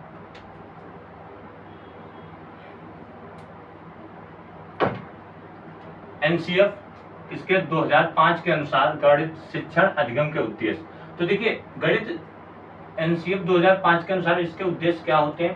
पहला जो उद्देश्य है कि बच्चों को गणित से डरने के बजाय उसका आनंद उठाए। मतलब बच्चे गणित से डरे नहीं, उसको कैसे पढ़े, आनंद लेकर के बच्चे गणित को पढ़ाना चाहिए। ठीक है। नंबर 2 पॉइंट है कि गणित की बेहतर शिक्षा का हक हर बच्चे को, मतलब बच्चे को बेहतर शिक्षा मिल सके गणित में। तीसरा पॉइंट है गणित की शिक्षा बच्चे को तर्क करने, सोचने की, अमूर्त चिंतन तथा समस्या समाधान की क्षमता का विकास होता है। अब देखिए ये इंपॉर्टेंट है, जहां पर अगर गणित में तर्क कर रहा है बच्चा, सोच रहा है और अमूर्त चिंतन की तथा समस्या समाधान, ये पॉइंट होते हैं, यहीं से आपका क्वेश्चन सही होने वाला होता है। अगर आपको ये चीजें मिल गई जहां पर गणित में कि बच्चा तर्क करके कोई चीज कार्य कर रहा है या बच्चा सोच रहा है किस प्रकार से कार्य करेगा, तो समझ लिए आपका राइट आंसर हो जाएगा। मतलब बच्चे को आप डरा करके नहीं पढ़ा सकते किसी भी कीमत पर, बच्चे को आपको डरा कर नहीं पढ़ाना है, उसको आनंद आना चाहिए बच्चे को। मतलब इस प्रकार से पढ़ाइए कि बच्चे को मैथ में क्या है, आनंद आए। ठीक, खेल के माध्यम से हो जाए। अगला पॉइंट कि बच्चे गणित के मूल संरचना, क्या मूल संरचना के समझे और अंक गणित, मतलब उनकी मूल संरचना समझे। अंक गणित हो गया, बीज गणित हो गया, रेखा गणित होगा और त्रिकोणमिति, इनकी मूल संरचनाओं को समझना। बच्चे गणित को आवश्यक दैनिक गणित को जोड़ सके, मतलब जो उनके दैनिक कार्य है उनसे गणित को जोड़ने का कार्य कर सके। आपको अगर दिखाई दे यहाँ पर ये पॉइंट हो तो समझ लेना आपका आंसर सही हो जाएगा। ठीक, एनसीएफ 2005 ये कहता है। ठीक, एनसीएफ 2005 गणित में ऐसी पाठचर्या की मांग करता है जो महत्वाकांक्षी, सुसंगत हो और महत्वपूर्ण गणित को सिखा सके। मतलब ये पॉइंट इंपॉर्टेंट है। ऐसी बात करता है कि बच्चे किस तरीके से पाठचर्या करता है कि महत्वाकांक्षी हो, महत्व होना चाहिए और महत्वपूर्ण गणित सिखा सके। आगे सुसंगत होना चाहिए ताकि टुकड़े टुकड़े में उपलब्ध विभिन्न प्रणालियों व शिक्षा अंक गणित, बीज गणित, रेखा गणित तथा रख सके। मतलब आप एक टुकड़े टुकड़े में करके इनको सिखा सकते हैं और इन सभी से जो अंक गणित, बीज गणित और रेखा गणित यानी कि ढल सके, उसमें धीरे धीरे बच्चे क्या हो सके, इन सब पॉइंटों में मतलब कि ढल सके, इस तरीके से आपको गणित सिखानी है। आगे बच्चे गणित से डरे नहीं, डरने के बजाय उसका आनंद लेना सीखते हैं। बच्चे को गणित में डरना नहीं, जहां पर डर आ जाए समझ लो गलत हो जाएगा। बच्चे को आनंद लेकर के उसको गणित सिखाना चाहिए। ठीक है। सभी, अगला पॉइंट है कि सभी मतलब जो कोई है बच्चे को कैसे सिखाना चाहिए, खेल के माध्यम से सीखता हो बच्चा, जो कुछ चीजें सीखता हो खेल के माध्यम से सीखता हो। अगला पॉइंट है एनसीएफ 2005 सीखने के रचनावादी और दृष्टिकोण पर बल देता है। किस पर, मतलब बच्चे किस प्रकार से सीख रहे हैं, रचना करके सीख रहे हैं या कैसे सीख रहे हैं, उन पर ज्यादा बल देता है। तो समझ लीजिए कि बच्चे को गणित में डरने के बजाय उसका आनंद आना चाहिए। इस तरीके से मैथ पढ़ाई जाए कि बच्चे डरे नहीं गणित से, उसका आनंद लेकर के पढ़े। ठीक है। ये कौन कहता है, एनसीएफ 2005 कहता है गणित को बेहतर शिक्षा का हक हर बच्चे को मिले। ऐसा नहीं कि मान लो जो होशियार बच्चा है उसको गणित पढ़ा दी जाए और जो कमजोर बच्चा है उसको गणित पढ़ाई नहीं जाए, लेकिन नहीं, एनसीएफ 2005 क्या कहता है कि बेहतर शिक्षा का हक हर बच्चे को मिले। मतलब गणित सीखने का जो हक है वो हर बच्चे को मिलना चाहिए। अब गणित की शिक्षा में बच्चे क्या करेंगे, बच्चों में तर्क करने की, सोचने की और अमूर्त चिंतन की तथा समस्या समाधान की क्षमता का विकास हो। मतलब इन सब बच्चे तर्क करके गणित को सीखे, सोचने की क्षमता होनी चाहिए। ठीक है। समस्या समाधान की क्षमता का विकास हो, बच्चे गणित के मूल संरचना को समझे और अंक गणित, बीज गणित, रेखा गणित, त्रिकोणमिति वो बच्चे गणित को उसका आवश्यक दैनिक गणित, यानी कि बच्चों को उनको किससे दैनिक जीवन से जोड़ा जाए। कोई कार्य कर रहे हो तो उसमें गणित का महत्व हो, दैनिक जीवन से जोड़ा जाए। इससे बच्चे मैथ को बहुत आसानी से सीख सकेंगे।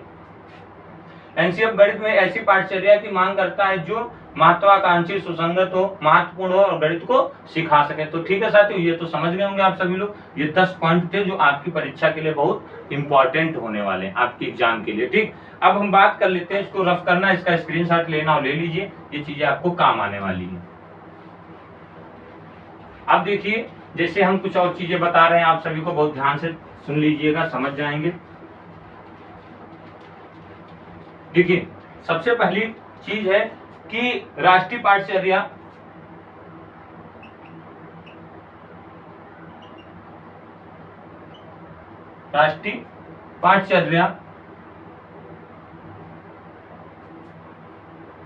की रूपरेखा।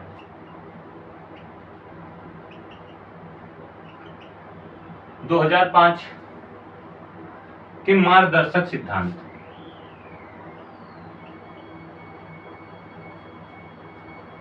या मार्गदर्शक या मार्गदर्शी सिद्धांत।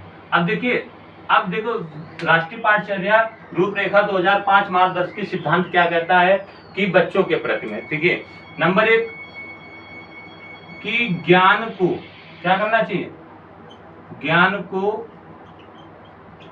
स्कूल के बाहरी जीवन से, इससे बाहरी जीवन से जोड़ा जाए। ठीक है, बाहरी जीवन से जोड़ा जाए, मतलब बच्चा है कि स्कूल तक ही सीमित ना रहे, उसका ज्ञान जो है कि बाहरी जीवन से भी जोड़ा जाए। ठीक है, ये इसके मार्गदर्शक सिद्धांत है। नंबर 2 अगर बात करें, देखिए अब देखिए, पढ़ाई, जो बच्चे पढ़ाई करते हैं को किससे मुक्त किया जाए, पता है, यानी कि बच्चों को मुक्त किया किससे किया जाए, रटंत प्रणाली से मुक्त किया जाए। बच्चे को आप रटाना नहीं है, क्या कराना है, यानी कि उसको क्या करा देना है भैया, सिखाना है, रटंत प्रणाली से उसको मुक्त करना है। अगर जहां पर रटंत वाला आ जाए वही ऑप्शन गलत हो जाएगा। ठीक है, ठीक है, रटाना नहीं है, बच्चे को समझाना है, सिखाना है। बच्चे क्या करने, स्कूल में सीखने जाते हैं, रटाओगे तो जो रटी हुई चीजें होती है वो थोड़ी देर तक याद रहती है, उसके बाद बच्चा क्या कर देगा, भूल जाएगा। लेकिन उसको सिखाओगे तो बच्चा कभी भूलेगा ही नहीं सीखी हुई चीजें। ठीक है, ऑप्शन है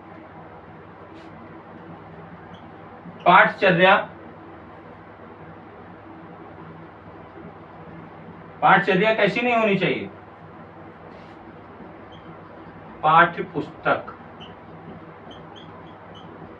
केंद्रित ना हो, पाठ्य पुस्तक केंद्रित ना हो। ठीक है, आगे आपका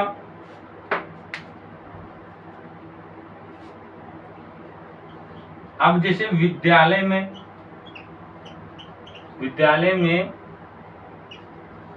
दी जाने वाली शिक्षा, दी जाने वाली क्या कह रहा है, विद्यालय में दी जाने वाली शिक्षा, इसको किससे जोड़ा जाए, मतलब दी जाने वाली शिक्षा विभिन्न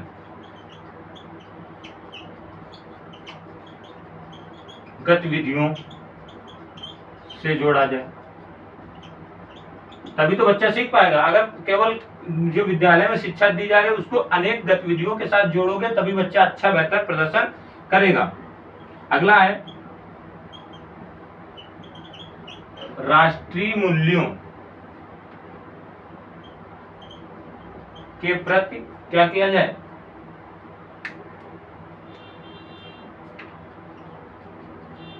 आस्थावान विद्यार्थी तैयार किए जाएं। समझ गए? तो ये है राष्ट्रीय पाठचर्या रूपरेखा के मार्गदर्शक सिद्धांत, मतलब ज्ञान को स्कूल के बाहरी जीवन से जोड़ा जाए। नंबर 2, पढ़ाई को रटंत प्रणाली से मुक्त किया जाए। नंबर 3 है पाठचर्या को पाठ्य पुस्तक केंद्रित ना हो। मतलब पाठचर्या ये नहीं कि पाठ्य पुस्तक केवल पाठ्य पुस्तक तक ही सीमित नहीं रहना चाहिए। बच्चे को कैसे सिखाना, अलग अलग प्रकार से भी सिखा सकते हो। आगे विद्यालय में दी जाने वाली शिक्षा विभिन्न गतिविधियों पर जोड़ा जाए। मतलब जो विद्यालय से शिक्षा दी जाती है, अब केवल किताब से ही नहीं शिक्षा, उसको अनेक गतिविधियों के साथ जब जोड़ोगे तो बच्चा बेहतर प्रदर्शन करेगा। आगे राष्ट्रीय मूल्यों के प्रति आस्थावान विद्यार्थी तैयार किए जाएं। ठीक है, तो आप लोग इनको भी नोट कर लीजिएगा। फिर हम लोग आगे बढ़ते हैं, आगे बताते हैं। बहुत कुछ चीजें हैं आज जो गणित में क्लियर हो जाएंगी। अब देखिए,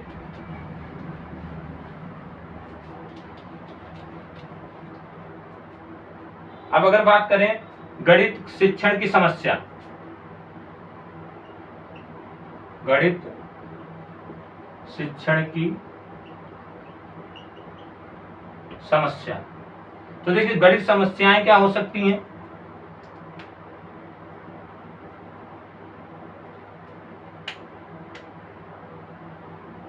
गणित शिक्षण की समस्याएं, अब देखिए गणित शिक्षण की समस्याएं क्या क्या हो सकती हैं। नंबर 1, यानी कि छात्रों का शारीरिक व मानसिक स्वास्थ्य प्राथमिक स्तर पर छात्रों में गणित कमजोर होगा। मतलब ये समस्याएं हो सकती हैं बच्चों के साथ में। देखिए जैसे कह रहा है, छात्रों का शारीरिक व मानसिक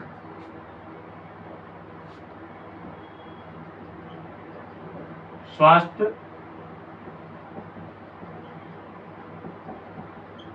प्राथमिक स्तर पर कैसा,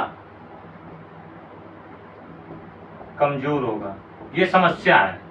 ठीक है, ये क्या है, इनकी समस्या है।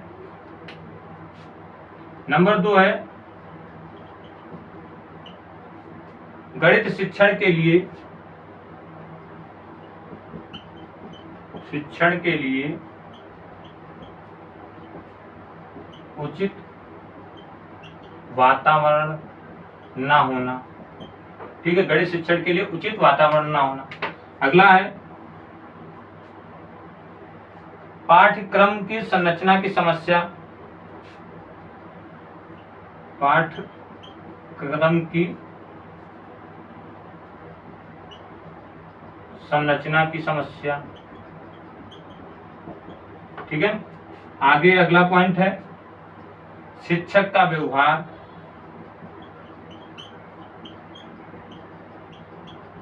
ये इंपॉर्टेंट होते हैं। मतलब समस्याएं उत्पन्न हो सकता है। शिक्षक का व्यवहार अच्छा नहीं है तो क्या बच्चा सीख पाएगा? बिल्कुल नहीं सीख सकता है, किसी भी कीमत पर नहीं सीख सकता है। आगे अगला पॉइंट है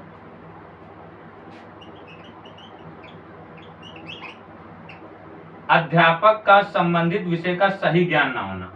अध्यापक का संबंधित विषय का सही ज्ञान ना होना, ये भी एक बहुत बड़ी समस्या होती है। अगर मान लो टीचर को मैथ दे दी जाए गणित पढ़ाने को, अगर उसके संबंधित विषय का सही ज्ञान नहीं होगा तो क्या वो पढ़ा पाएगा मैथ? बिल्कुल नहीं पढ़ा पाएगा। गलत बता देगा तो बच्चा गलत ही तो सीखेगा। ठीक है, और अगला है जो इसमें उचित शिक्षण, यानी उचित शिक्षण विधि का उपयोग, विधि का उपयोग ना करना। तो ये क्या होती है, गणित शिक्षण संबंधी समस्याएं हो जाती हैं। ठीक है, यानी कि छात्रों का शारीरिक एवं मानसिक स्वास्थ्य प्राथमिक स्तर पर कमजोर होगा, गणित शिक्षण के लिए उचित वातावरण ना होना, पाठ्यक्रम की संरचना की समस्या, शिक्षक का व्यवहार कैसा हो, अध्यापक का संबंधित विषय पर सही ज्ञान ना होना और उचित शिक्षण विधि का सही उपयोग ना करना। तो ये गणित की समस्याएं हो गई। ठीक है, आगे बात करते हैं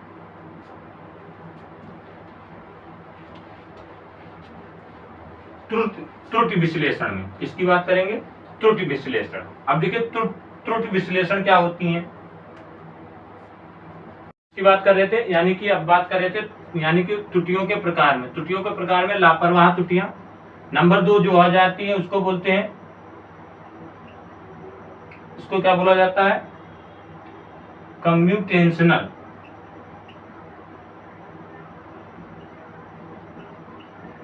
त्रुटियां। नंबर 3 जो हो जाती है उनको बोलते हैं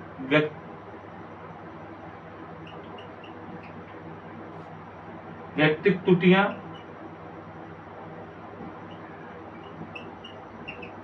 अगला जो हो जाएगा उसको बोलते हैं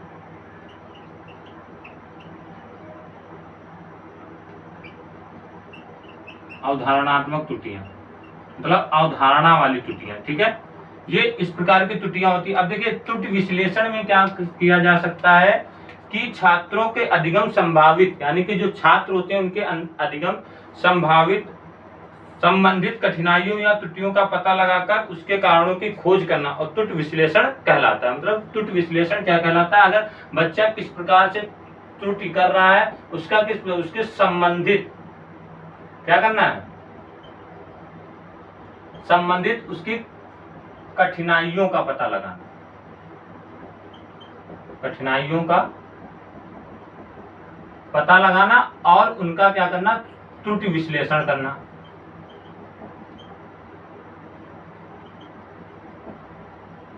त्रुटि विश्लेषण कहलाता है, मतलब कठिनाइयों का पता लगाकर उनके कारणों की खोज करना और उनके त्रुटियों का पता लगाना, ये त्रुटि विश्लेषण कहलाता है। ठीक है, अब देखिए गणित में जो होती है त्रुटियों की बहुत बड़ी महत्वपूर्ण भूमिका होती है। देखो त्रुटि बच्चा करेगा तो उसी के माध्यम से सीखता है, तो ये भी एक इंपॉर्टेंट पॉइंट हो गया। देखिए गणित में त्रुटियां तथ्यात्मक और प्रतीकात्मक हो सकती हैं। ठीक है, त्रुटियों द्वारा बच्चे प्राप्त अंकों के बारे में प्रतिक्रिया प्रदान करते हैं। मतलब बच्चा त्रुटि करेगा, गलती करके ही सीखता है। ठीक है, बच्चा कैसे गलती करके ही सीखता, तो ये उसके अंतर्गत प्रतिक्रिया प्रदान करती है। समझ गए, ये हो गया त्रुटियों के बारे में।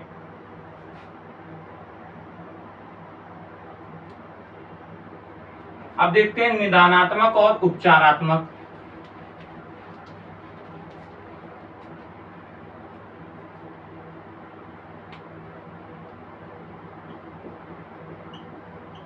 निदानात्मक और उपचारात्मक।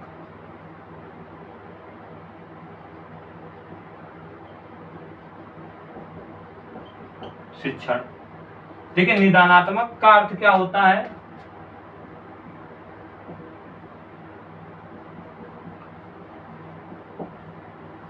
निदानात्मक क्या होता है और उपचारात्मक क्या होता है, समझिएगा।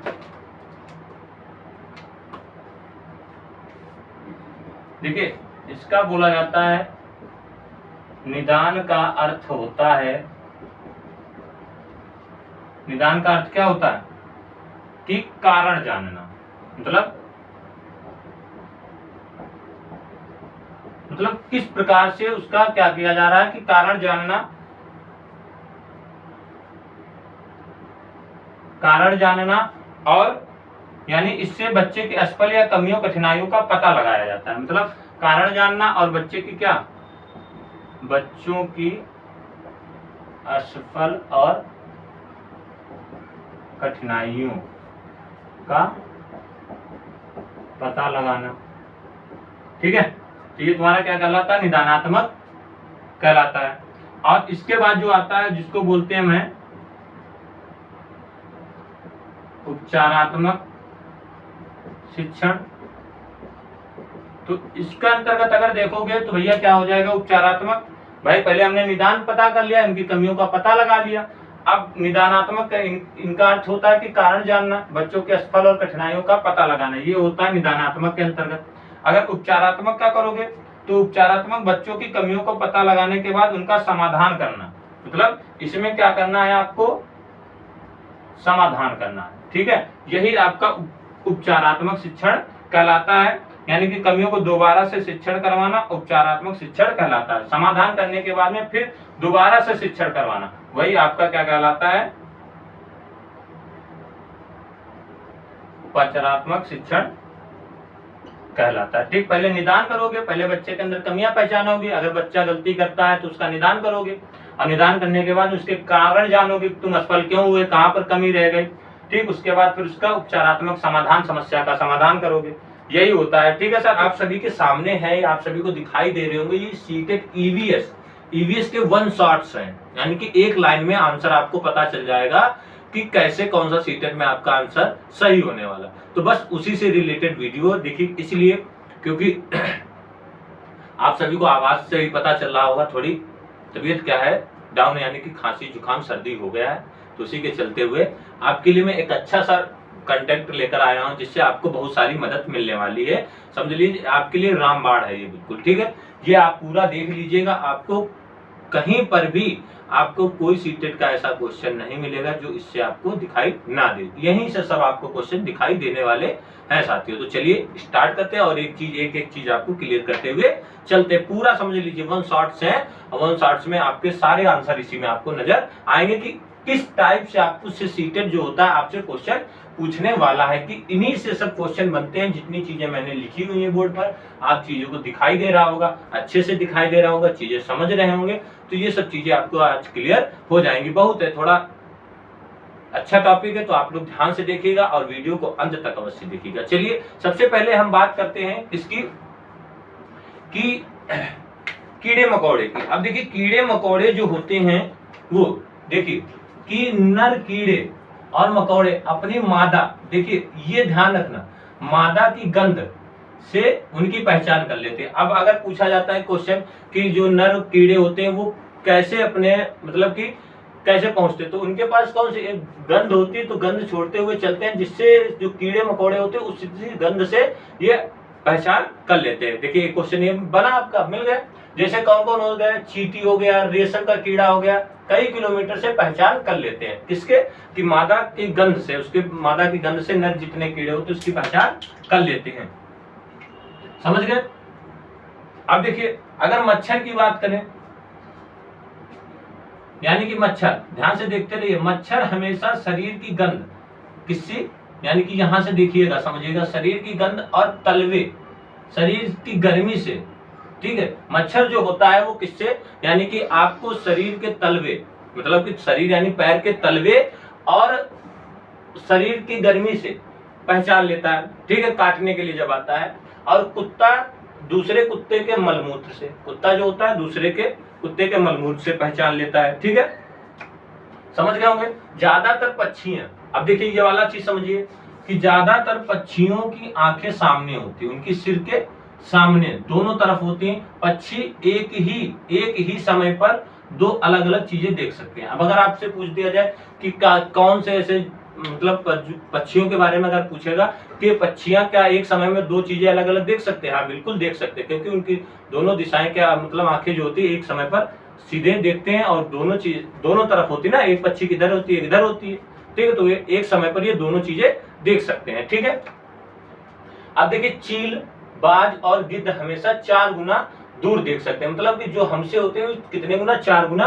कौन कौन, चील हो गया, बाज हो गया और गिद्ध, ये ऐसे होते हैं पक्षी जो हमसे 4 गुना दूर चीजें देख सकते हैं। इसीलिए देखा होगा कि जब आसमान में चील उड़ती है और या बाज उड़ता है, गिद्ध आसमान कितनी किलोमीटर की ऊंचाई पर उड़ते हैं, फिर भी चीजों को आसानी से नीचे देख लेते हैं। समझ गए, ये नोट कर लेना। पक्षियों के कान नहीं होते। अब देखिए पक्षियों के कान नहीं होते हैं, पक्षियों के अगर कान नहीं होते तो उनके कान नहीं होते, लेकिन छिद्र उनके जो होते हैं पंखों से ढके रहते हैं। देखिए कि अंडायुज होते हैं, कैसे अंडज वाले होते हैं, इसीलिए इनके कान नहीं होते। अब देखिए एक चीज ये समझिएगा, जो जीव जंतु अंडे देते हैं उनके कान, बाहरी कान नहीं पाए जाते हैं, जो कान होते हैं वो अंदर होते हैं और किसी ना किसी से ढके रहते हैं। तो इसे पक्षियों में जो उनके कान होते हैं उनके पंखों से ढके रहते हैं, लेकिन उनके कान होते हैं छेद होते हैं, ठीक है, इसीलिए वो अंडे देने का कार्य करते हैं साथियों। सर्प की बात करें, सर्प जमीन पर कंपन से सुनता है। अब देखिए सर्प की अगर बात करें तो जो सर्प होता है वो किससे सुनता है, कंपन से सुनता है। समझ गए कि ये नहीं मतलब कि उसके कान होते हैं लेकिन कंपन से सुनता है, बाहरी कान नहीं होते, उनके बाहरी कान नहीं होते। लेकिन देखते हो अब बीन जो बजती है, बीन किससे बनाई जाती है पता है, ये भी क्वेश्चन आता है। बीन जो बनी होती है किससे बनी होती है, लौकी के सूखे खोखले से बनाई जाती है। समझ गए। अगला है सर्दियों में छिपकली लंबी गहरी नींद में चली जाती है। अब देखिए सर्दी के मौसम में जब छिपकलियां होती वो हमें दिखाई नहीं देती, वो कहां चली जाती है, छिपकली लंबी गहरी नींद में चली जाती है, यानी कि 24 घंटे के लिए वो निंद्रा में चली जाती है। अब स्लॉथ की बात कर ले, स्लॉथ जो होता है ये कैसा हमें दिखाई देता है भैया, ये भालू जैसा दिखते हैं पर भालू नहीं होते। ये दिन में 17 घंटे, यहाँ पर नोट करिएगा, ये क्वेश्चन पूछा जाएगा, 17 घंटे उल्टे सिर लटक कर सोना पड़े, मतलब सोते हैं, ठीक है। और जिस पेड़ पर सोते हैं उसी पेड़ के पत्ते खाते हैं। जिस पेड़ पर ये जानवर होता है, मतलब जीव होता है, जिस पेड़ पर ये सोता है उसी के ये क्या करता है, पत्ते खाता है, ठीक। 40 वर्ष की इनकी आयु होती है। कितने वर्ष की आयु होती है? 40 वर्ष की इनकी आयु होती है। जीवन काल में 8 पेड़ों पर रहते हैं। कितने पेड़ों पर? 8 पेड़ों पर, यानी कि एक पेड़ पर ये 5 वर्ष बिताते हैं। 8 5 40 हो गए, ठीक है। अब देखिए, जैसे गाय हो गया तो कितने घंटे सोती है? 4 घंटे। अजगर हो गया 18 घंटे। जिराफ हो गया 2 घंटे। बिल्ली 12 घंटे। छिपकली 24 घंटे। ये ऐसे जीव जंतु होते हैं जो सोते हैं। समझ गए होंगे, आशा करता हूँ अच्छे से समझ में आ रहा होगा। 160 से यहीं से आपसे क्वेश्चन C10 में जो 15 नंबर आते हैं, इन्हीं सबसे मिलाकर के आपसे पूछे जाएंगे। क्योंकि अगर ये मजबूत होंगे तो आपके मान लो उसमें पेडागोजी में जो आता है EVS का, ठीक है, उसमें आपके अगर मान लो कहीं गलत हो गए, लेकिन ये 15 नंबर आपको बहुत मजबूती मिला देंगे। और 15 ऐसा तो है ना कि सारे पेडागोजी की गलत हो जाएंगे, ऐसा ना। उसमें अगर 10 सही होगा तो यानी कि आपके स्कोर बन जाएगा 25, यानी कि करीब करीब 25 या 27-28 आपका नंबर आ जाएगा। 1-2 गलत हो जाते तो कोई बात नहीं है, लेकिन 27-28 स्कोर बन जाएगा। समझ गए? अब आगे बात करते हैं। सांपों को बीन की धुन पर नाचने वाले को क्या बोला जाता है? कालबेलिया कहा जाता है। यानी कि जो सांपों की बीन की धुन पर नाचने वाले को क्या बोला जाता है? कालबेलिया कहते हैं। नागगुफ्फन, ठीक है, इसकी अगर बात करें, ये भी पूछा जाता है नागगुफ्फन। तो ऐसे डिजाइन रंगोली, कढ़ाई और दीवारों को सजाने के लिए सौराष्ट्र हो गया, गुजरात हो गया, आज दक्षिण भारत, कहाँ? दक्षिण भारत में प्रयोग किए जाते हैं। ये जो इनकी डिजाइन का प्रयोग किया जाता है दक्षिण भारत में किया जाता है। सांप फसलों को चूहों से बचाते हैं। किससे बचाते हैं? चूहों से बचाते हैं। ध्यान रखना, हमारे देश में पाए जाने वाले सांपों में केवल 4 तरह के सांप ही जहरीले होते हैं। मतलब हमारे देश में जो सांप पाए जाते हैं वो कितने प्रकार के होते हैं? 4 प्रकार के जो पाए जाते हैं वो कितने, यानी कि 4 प्रकार के मतलब कि सांप जहरीले होते हैं साथियों, ठीक। थोड़ा वीडियो को लाइक करिए, शेयर करिए। अब आखिरी समय आ गया तो आप लोग वीडियो को शेयर करते रहिए, लाइक करते रहिए, है ना। क्योंकि अब जितना लाइक करेंगे, शेयर करेंगे, कमेंट करेंगे तो मुझे और अच्छा लगने वाला। आप देखिए, थोड़ी आज तबीयत डाउन थी, इसी के कारण हम प्रैक्टिस सेट लेकर नहीं आए हैं। आपको उसके बदले में 1 शॉट्स दे रहे हैं, ठीक है। तो ये आपके लिए है, सब हमारी जो मेहनत है आपके लिए मैं कर रहा हूँ, ठीक है। तो जुकाम है, गले में खराश है, गर्म पानी पी पी करके काम चला रहा हूँ, ठीक है। तो आपको क्लास भी दे रहा हूँ, तो आप लोग थोड़ा शेयर कर दिया करिए। थोड़ा लाइक कम आता है, थोड़ा लाइक भी कर दिया करिए, कमेंट कर दिया करिए, ठीक है। और हमारे चैनल को सब्सक्राइब करिए। आपके सपोर्ट और चाहिए बस साथियों, थोड़ा जितना आप सपोर्ट करेंगे उतना हमारे लिए लाभकारी होने वाला है। तो आप लोग थोड़ा मदद करिए हमारी, जिससे हम और थोड़ा आगे बढ़ सके और आपको अच्छी चीज़ें लाकर प्रोवाइड करवा सके, ठीक है। आगे बढ़ते हैं। अब कौन कौन होते हैं सांप जहरीले? जैसे नाग हो गया, कैरत हो गया, नाग, कैरत और दुबोइया और अफाई, ये 4 प्रकार के जो सांप पाए जाते हैं ये क्या होते हैं? जहरीले होते हैं। कैसे होते हैं? जहरीले होते हैं। अब देखिए, उड़ीसा के कालाहांडी में जिले में सबसे अधिक चावल पैदा किया जाता है। कहाँ पैदा किया जाता है? चावल पैदा किया जाता है उड़ीसा के, ठीक है। चीजें, दूध उबालते हैं। अब देखो, जिससे आपसे पूछा जाता है कि आपको मिलान ऐसे करने की चीज बता दिया जाएगी कि क्या क्या किया जाता है। तो जैसे दूध हो गया, दूध को उबालते हैं, पके हुए चावल को एक कटोरे में डालकर पानी के बर्तन में रखते हैं, हरा धनिया गीले कपड़े में लपेट कर रखते हैं। ये आता है मिलान करने वाला। ऐसे जैसे हरा धनिया दे रखा होगा या दूध दे रखा होगा, पके चावल दे रखा होगा, तो पूछेगा आप इनको मिलान कीजिए कि ये कौन सा किसके उसमें जाएगा, कौन सा सही हो जाएगा। अब जैसे मान लो हरा धनिया हो गया तो डी दे रखा होगा, इसे गीले कपड़े में लपेट कर रखते हैं, दूध को क्या करते हैं? उबालते हैं। तो इस तरीके से आपको वहां को देखने के क्वेश्चन मिलने वाले होते हैं, ठीक है।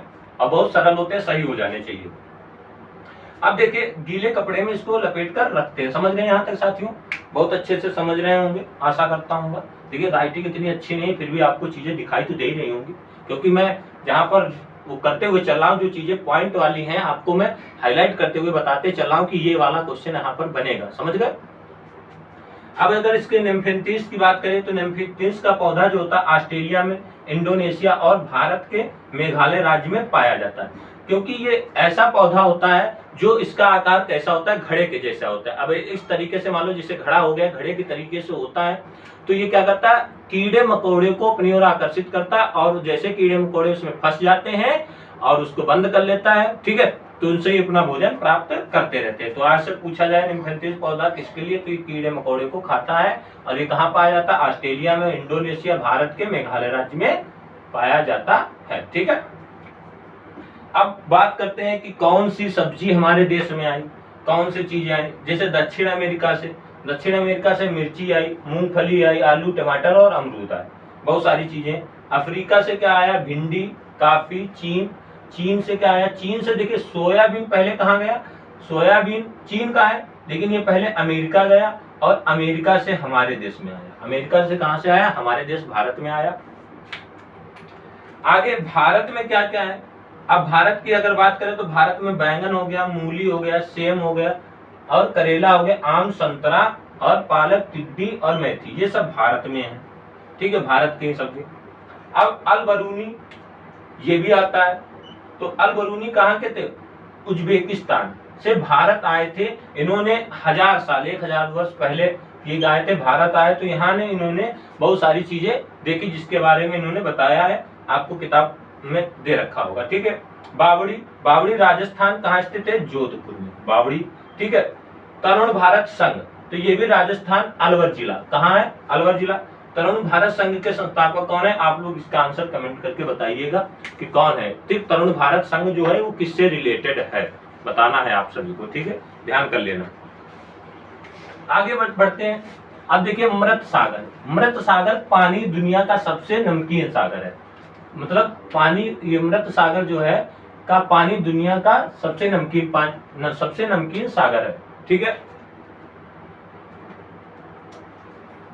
सबसे नमकीन सागर है। आगे बात करें, दांडी यात्रा कब चालू हुई थी, 1930 में, अहमदाबाद से दांडी के समुद्र तट पर, ठीक है। मलेरिया के बारे में बात करें तो मादा मच्छर एनाफ्लीज से फैलता है, किससे फैलता है, मादा मच्छर से मलेरिया फैलता है, और एनाफ्लीज मच्छर से फैलता है। मलेरिया की दवाई, तो ये मलेरिया की दवाई जो बनाई जाती है, जो मच्छर के काटने से होता है, ये किससे बनाया जाता है, सिनकोना पेड़ की छाल से बनाई जाती है भैया, ठीक है, बनाई जाती है। तो आप लोग ये चीज नोट कर लेना, बहुत इंपॉर्टेंट है, जो आपको सीटेट एग्जाम में काम आने वाली है, समझ गए। अब एनीमिया की बात करें तो खून में हीमोग्लोबिन या आयरन की कमी। अब देखा ये आप सभी ने पढ़ा होगा, एनीमिया की अगर बात करोगे तो इसमें क्या हो जाएगा, खून में हीमोग्लोबिन या आयरन की कमी, ठीक है। इसके लिए क्या खाया जाता है, गुड़ हो गया, आंवला हो गया, हरी पत्तेदार सब्जियां हो गई, इनमें आयरन होता है, ये सब चीज खाएंगे तो आपको खून की कमी नहीं हो सकती है। ये क्वेश्चन पूछा जाता है, एनीमिया के लिए कौन सा महत्वपूर्ण होता है, गुड़, आंवला, हरी पत्तेदार सब्जी, ये ऑप्शन में दे रखा होगा, आसानी से आप लोग टिक लगा देना, ठीक है। मच्छरों से फैलने वाली बीमारी, तो मच्छरों से कौन कौन फैलता है, मलेरिया, डेंगू, चिकनगुनिया, ये आपसे पूछा जाएगा, क्वेश्चन ऐसे ही बनता है। मक्खियों से पेट की बीमारी हो जाती है। अब देखिए दूषित भोजन या दूषित पानी पिएंगे तो उनसे क्या हो जाता है, मक्खियों से बीमारियां, पेट की बीमारियां हो जाती है, क्योंकि देखिए ये मक्खियां जो होती हैं ये क्या करती है, दूषित करती हैं, ठीक है। रोनाल्ड लरास, इन्होंने मादा मच्छर के पेट में जीवाणु देखा, इन्हें 1902 में क्या मिला था, नोबेल पुरस्कार मिला था, और फिर 1905 में क्या हो गई थी, मृत्यु हो गई थी, ठीक है, क्योंकि इन्होंने ही मलेरिया यानी कि डेंगू या इसकी खोज की थी। अब देखिए तोप का इस्तेमाल अगर करें, तोप का इस्तेमाल औरंगजेब ने किया था, किसने किया था, औरंगजेब ने किया था। कांसे से बनी चीजें हजारों साल पहले आदिवासी बनाते थे, जो कांसे से जो चीजें बनती थी वो हजारों साल पहले कौन बनाता था, वो आदिवासी लोग बनाते थे, ठीक है। आगे बात करें, अंतरिक्ष से पृथ्वी ग्लोब जैसी दिखती है। अगर अंतरिक्ष से पृथ्वी को देखोगे तो पृथ्वी कैसी दिखेगी, ग्लोब जैसी दिखती है। ग्लोब के निचले भाग में कौन, ब्राजील और अर्जेंटीना। आपसे क्वेश्चन पूछता है कि भारत के सापेक्ष कौन है, तो अर्जेंटीना दे रखा होता है, तो ये भारत के क्या हो जाता है, सापेक्ष हो जाता है, ठीक है।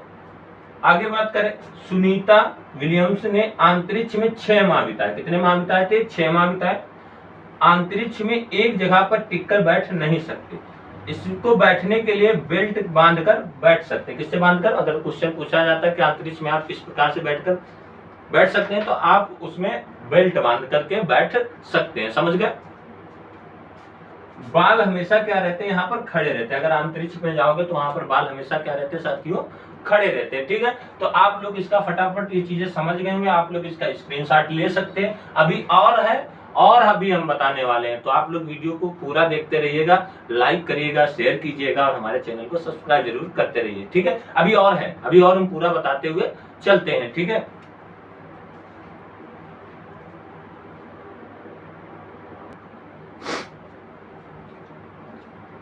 तो साथियों और आगे बात करते हैं, देखते हैं, ठीक है, क्योंकि जुकाम और खांसी है बहुत तेजी से है, ठीक। तो देखते हैं आगे और देख लेते हैं हम लोग हैं कुछ और पॉइंट है जो आपको सीटेट के एग्जाम के लिए महत्वपूर्ण होंगे।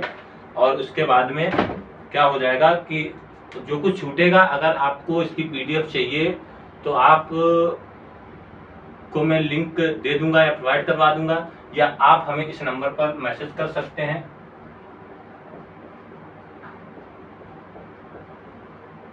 ठीक है। आप ये नंबर देख लीजिए, इस पर अगर आप मैसेज कर देंगे तो आपको मिल जाएगा, ठीक है, पीडीएफ मिल जाएगी। या आपको हम सीधा क्या कर देंगे, या हमारे टेलीग्राम ग्रुप में जुड़ जाइए, टेलीग्राम ग्रुप में आपको वहां से पीडीएफ प्रोवाइड हो जाएगी। टेलीग्राम ग्रुप है हमारा स्मार्ट एजुकेशन राइड के नाम से है। आप टेलीग्राम की मैं लिंक इसके डिस्क्रिप्शन में वीडियो में दे दूंगा, वहां से जुड़ जाइएगा। आपको वहां पर इसके सारे नोट्स यानी कि जो ईवीएस के 1 शॉर्ट्स वाले हैं वो मिल जाएंगे, जिससे आपको क्या हो जाएगा, जो चीजें रह गई हैं वो आपको और बेहतर हो जाएंगी साथियों, ठीक है। तो टेलीग्राम हमारा ग्रुप है स्मार्ट एजुकेशन राइड के नाम से है, ठीक है। अभी ज्यादा लोग नहीं जुड़े हैं क्योंकि छोटा सा है, अभी 25-20 लोग हैं, तो आप लोग ज्यादा से ज्यादा हमारे टेलीग्राम चैनल पर भी जुड़ने की कोशिश कीजिए, ठीक है साथियों। तो देखते हैं, चलते हैं, बढ़ते हैं भैया। देखिए अब हम झारखंड की बात करते हैं, तो झारखंड में आदिवासियों की भाषा कौन सी है, कुडुक है भाषा। कैसी है, कुडुक। तो आपसे पूछा जाता है कि कौन सी भाषा, कुडुक भाषा कहाँ की है, तो आप बताएंगे झारखंड की है, ठीक है, आदिवासियों से रिलेटेड है।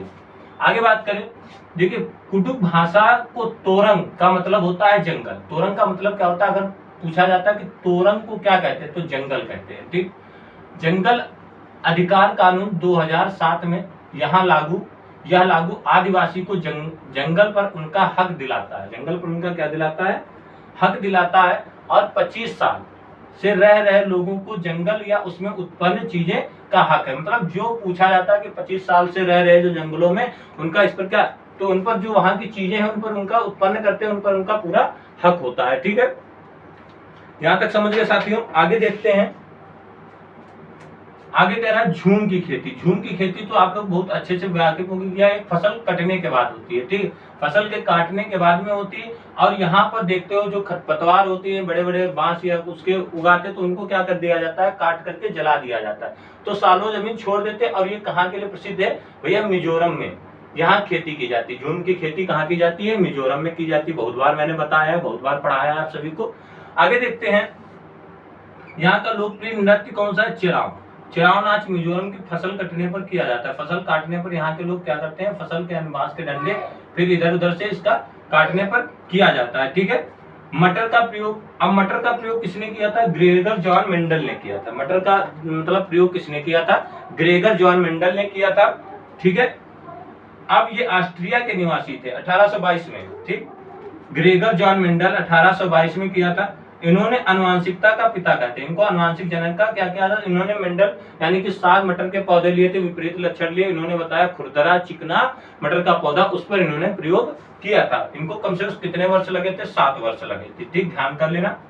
इनका प्रयोग मटर का पौधा था, इनका प्रयोग कौन का था, मटर का पौधा था। ठंडा रेगिस्तान लद्दाख को कहा जाता है, यहाँ बहुत कम बारिश होती है, ठीक है। लद्दाख में घर पत्थरों को काटकर एक के ऊपर एक रखकर बनाए जाते हैं, ध्यान कर लेंगे। चांगपा घुमंतु लोग हैं, चांगपा आता है, चांगपा कौन लोग होते हैं, घुमंतु, जो हमेशा एक जगह पर नहीं रहते हैं, ठीक।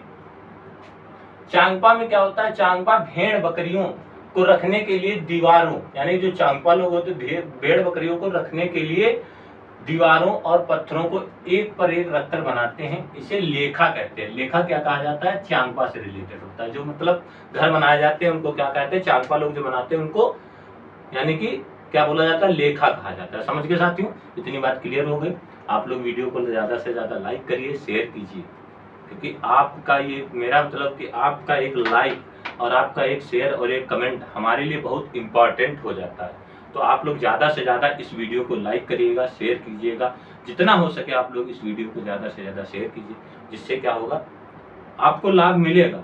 हमने जैसा बताया, आप हमारे टेलीग्राम ग्रुप पर जुड़ेंगे तो आपको इसकी सारी पीडीएफ मिल जाएंगी 1 शॉट्स वाली, जो आप कहीं पर भी एग्जाम सेंटर जा रहे हैं देने तो वहां पर भी आप आसानी से पढ़ सकते हैं, क्योंकि हमें पॉइंट पकड़ने हैं कि पूछा क्या जाएगा क्वेश्चन में। ठीक है, आगे एक पश्मीना साल जो होती है वो कितने स्वेटरों के गर्मी होती है, 6 स्वेटरों के बराबर की गर्मी होती है पश्मीना। तो पश्मीना साल के लोग मतलब 5000 मीटर की ऊंचाई पर रह सकते हैं, मतलब एक पश्मीना साल जो ये होती है यानी कि एक 6 स्वेटरों के बराबर होती है। अब देखिए, श्रीनगर में बाहर से आए लोगों को हाउस बोट में रखते हैं, मतलब श्रीनगर में जो घूमने जाते हैं उनको किस में रखा जाता है, हाउस बोट में रखा जाता है। देखा होगा आप सभी ने, श्रीनगर जो गए हो, कभी जॉब लग जाए, नौकरी लग जाए तो जरूर जाइएगा। Nehru institute of the mountaineer, ये आपका है उत्तराखंड में। कहाँ है, उत्तराखंड में है। और फूलों की घाटी, ठीक है, उत्तराखंड। जिम कार्बेट, उत्तराखंड, ये आपसे क्वेश्चन पूछे जाते हैं। जिम कार्बेट हो गया, फूलों की घाटी हो गया, उत्तराखंड। ठीक, महराब, पत्थरों के नीचे की सुरंग को कहते हैं। महराब जो पत्थरों के नीचे सुरंग होती है उसको कहा जाता है। गोलकोंडा किला, हैदराबाद, तेलंगाना में। ठीक है, अब देखिए, बछेंद्री पाल की बात करें तो एवरेस्ट पर चढ़ने वाली पहली भारतीय महिला है 1984 में, यानी कि 1984 में उन्होंने चढ़ाई चढ़ी थी। पर अब आगे बात कर लेते हैं, जैसे पर्वतारोहण। तो पर्वतारोहण की बात करोगे भैया, तो पर्वतारोहण जो चढ़ते हैं वो अपनी चीजों को प्रयोग, यानी स्लिंग, पिट ऑन और हंटर शूज और स्प्लिंग बैग लेकर के पर्वतों पर चढ़ाई करते हैं। समझ गए। भुज में भूकंप कब आया था, 26 जनवरी 2001 को आया था। कहाँ स्थित है ये, गुजरात में स्थित है, आपसे पूछा जाएगा। अच्छा देखिए, सांस गर्म होती है और शीशा ठंडा, इसीलिए सांस के साथ आई भाप से ठंडे शीशे पर पानी की बूंदे जैसी बन जाती हैं। ठीक है, मतलब जो सांस हम लोग लेते हैं कैसी होती है, गर्म, यानी कि बाहर निकालते हैं, जैसे ऐसे करो शीशे के सामने तो शीशे पर भाप बन जाती है, तो शीशा कैसा होता है, ठंडा होता है, इसी के कारण ये हो जाता है। Chhatrapati Shivaji terminal railway station कहाँ स्थित है, मुंबई में स्थित है। आगे बात करते हैं, हाउस बोट जो होते हैं वो 80 फुट लंबे होते हैं। कितने फुट लंबे होते हैं भैया, 80 फुट ये लंबे होते हैं। नोट कर लेना, बहुत अच्छा है। ठीक है, गहराई से निकाला गया तेल गहरे रंग का होता है और गाढ़ा और कैसा होता है, बदबूदार होता है। आगे बात करते हैं, प्लास्टिक और पेंट बनाने के लिए तेल का उपयोग किया जाता है। प्लास्टिक और पेंट बनाने के लिए किसका उपयोग करते हैं, तेल का प्रयोग करते हैं साथियों। कलमकारी चित्रकला, आंध्र प्रदेश, ठीक है, तेलंगाना, आंध्र प्रदेश और तेलंगाना। टेपियोका कहाँ के लिए प्रसिद्ध है, केरल। मधुबनी पेंटिंग, बिहार। मधुमक्खी पालन कब से कब किया जाता है, अक्टूबर से दिसंबर के बीच में। कहाँ पर, बिहार में किया जाता है। यातायात के 4 साधन, वायु परिवहन, सड़क परिवहन, रेल परिवहन, जल परिवहन। सबसे सस्ता कौन सा परिवहन होता है, जल परिवहन होता है। ठीक है, गोवा में नारियल के तेल में बनी मछली खाते हैं लोग। जम्मू कश्मीर में सरसों के तेल में पकी मछली। ठीक है, गुजरात ढोकला। रेगिस्तान ओक, ऑस्ट्रेलिया, यानी रेगिस्तानी ओक जो होता है वो कहाँ है, ऑस्ट्रेलिया, यानी रेगिस्तानी ओक होता है। ठीक है, बांस से बने घर, यानी कि असम। असम की अगर बात की जाए तो यहाँ पर क्या होता है कि 12 से 13 फुट की ऊंचाई पर ये घर बनाए जाते हैं, जो क्योंकि ये बाढ़ वाले क्षेत्र होते हैं, इसीलिए यहाँ पर ऐसे घर बनाए जाते हैं। लाल चींटी की चटनी कहाँ प्रसिद्ध है, छत्तीसगढ़ में खाते हैं लोग। लिंगू फैन, ये सांप का सूप बना करके पीते हैं हांगकांग में। ये आपसे क्वेश्चन पूछे जाएंगे सीटेट में। ठीक है, CCE एक स्कूल आधारित मूल्यांकन व्यवस्था है। ठीक है, जिसको सतत व्यापक मूल्यांकन कहते हैं। सीखने की प्रक्रिया को सतत और व्यापक कहा जाता है। CCE कब हुआ, 2010 में आया। लागू कब किया गया, 1 अप्रैल 2010 में लागू किया गया साथियों। ठीक है, तो ये थे कुछ इंपॉर्टेंट 1 लाइनर शॉर्ट्स जो आपको बेहतर समझ में आए होंगे साथियों। तो कैसा लगा सेशन, अच्छा लगा हो तो वीडियो को लाइक करिएगा, शेयर कीजिएगा और हमारे YouTube चैनल को सब्सक्राइब जरूर कीजिएगा। आगे मिलेंगे अगले प्रैक्टिस सेट के साथ में जैसे तबीयत ठीक होती है, अभी तो तबीयत थोड़ी डाउन है, ठीक है, या ठीक होती है, या जैसा होता है, तो आपको ये कैसी क्लास लगी आप लोग कमेंट करके जरूर बताइएगा, क्योंकि इससे बेटर क्लास आपको नहीं मिल सकती है मेरे अकॉर्डिंग। ठीक है, आपको हर एक चीज हमने बता दी, तो यहाँ से आप लोग पूरी चीजें समझ गए होंगे और जान भी गए होंगे। तो इसका स्क्रीनशॉट अगर लेना हो तो आप लोग स्क्रीनशॉट ले सकते हैं, बेहतर होगा आपके लिए, क्योंकि ये चीजें आपको एग्जाम में बहुत काम आने वाली है। ठीक है सर, ठीक है। अधिगम अक्षमता के बारे में आज हम पढ़ेंगे। इससे बड़े क्वेश्चन आते हैं, ठीक है, जैसे डिस्कैल्कुलिया हो गया, डिस्ग्राफिया हो गया, डिसलेक्सिया हो गया, ये सब पूछे जाते हैं, तो उसके बारे में आज हम बताने वाले हैं, कौन सा किससे संबंधित होता है। ये आते ही, लेकिन इसमें लोग कंफ्यूज हो जाते हैं। एक और चीज बात है, देखिए आज है 1 तारीख, ठीक है, तो आज 1 तारीख होने के नाते 1 तारीख यानी 1 जून है, तो क्या हो गया है कि 1 जून यानी कि आपकी जो सीटेट की करेक्शन डेट है, सीटेट की करेक्शन डेट आज और 2 यानी 1 और 2 दिन और बची है, आज है और कल है। जिनको भी करेक्शन करना है आप लोग करेक्शन कर लीजिए, उसके बाद में आपको केवल करेक्शन करने का कोई चांस नहीं मिलेगा और कुछ भी नहीं हो सकता। फिर आपका अगर गलत फार्म हो गया होगा तो आप गलत पर एडमिट कार्ड आ जाता है तो ठीक है, नहीं आता तब बड़ी समस्याएं उत्पन्न हो जाएंगी। जो लोग मेहनत कर रहे होंगे, तैयारी कर रहे होंगे, उनके लिए बड़ी समस्या हो जाएगी। तो आज हम बात करने वाले हैं प्यारे साथियों, प्यारे भाई बहन, प्यारे बच्चों, प्यारे प्यारे सभी लोग, जितने लोग सीटेट की तैयारी में जुटे हुए। तो ये बहुत छोटा सा टॉपिक है और मतलब इंटरेस्टिंग टॉपिक है, बड़ी मजेदार टॉपिक है। इनसे क्वेश्चन 1-1 नंबर के आते हैं, जो हमें क्या करते हैं, हमारे नंबरों की बढ़ोतरी बढ़वा सकते हैं और हमें आसानी से सीटेट पास करवा सकते हैं। किसी में भी पूछ सकते हैं, हिंदी में भी पूछ सकता है, अंग्रेजी में भी पूछ सकता है, ठीक है, संस्कृत में भी पूछ सकता है, मैथ में भी पूछ सकता है और सीडीपी में भी पूछ सकता है। तो मतलब इन सब में इनका क्वेश्चन बन जाता है, एक आधा क्वेश्चन जो बन जाता है। बताऊंगा कौन इंपॉर्टेंट है, कौन कौन से इनमें पूछे जाते हैं। ठीक है, तो चलिए सबसे पहले बात कर लेते हैं कि अधिगम अक्षमता होती क्या है, या अधिगम अक्षमता के बारे में क्या क्या होता है। कि देखिए, अगर इसको देखा जाए तो अधिगम अक्षमता 1963 में सैमुअल, ठीक है, सैमुअल किर्क ने किया था। इसका जो मतलब खोज की थी सैमुअल किर्क ने किया था। इन्होंने बताया था कि अधिगम अक्षमता क्या होता है कि यह एक आंतरिक कारक होता है, मतलब एक बाह्य कारक नहीं होता है, ये एक आंतरिक कारक का मतलब होता है, ये अंदर का कारक होता है जो बच्चों में होता है, मतलब ये आंतरिक कारक होता है। ठीक है, तो ये बच्चों में होता है। इसका स्वरूप स्थायी तथा संपूर्ण जीवन विद्यमान रहता है, मतलब ये अगर बच्चों में हो गया यानी कि बच्चे का जन्म हुआ तो बच्चा कैसा हो सकता है, इसका स्वरूप स्थायी या संपूर्ण जीवन भर, मतलब ये स्थायी हो सकता है, संपूर्ण जीवन भर भी रह सकता है। इस समस्या से ग्रसित बालकों में कई प्रकार के व्यवहार विशेषताएं पाई जाती है, मतलब अगर बालक इनसे ग्रसित हो जाता है तो इनसे कई प्रकार की क्या हो जाती है, समस्याएं उत्पन्न हो जाती है। अब मान लो जैसे बच्चे को पढ़ना नहीं आ रहा है, तो अभी बताता हूँ किसके अंतर्गत आता है, लिखना नहीं आ रहा है उसके अंतर्गत बताया जाएगा।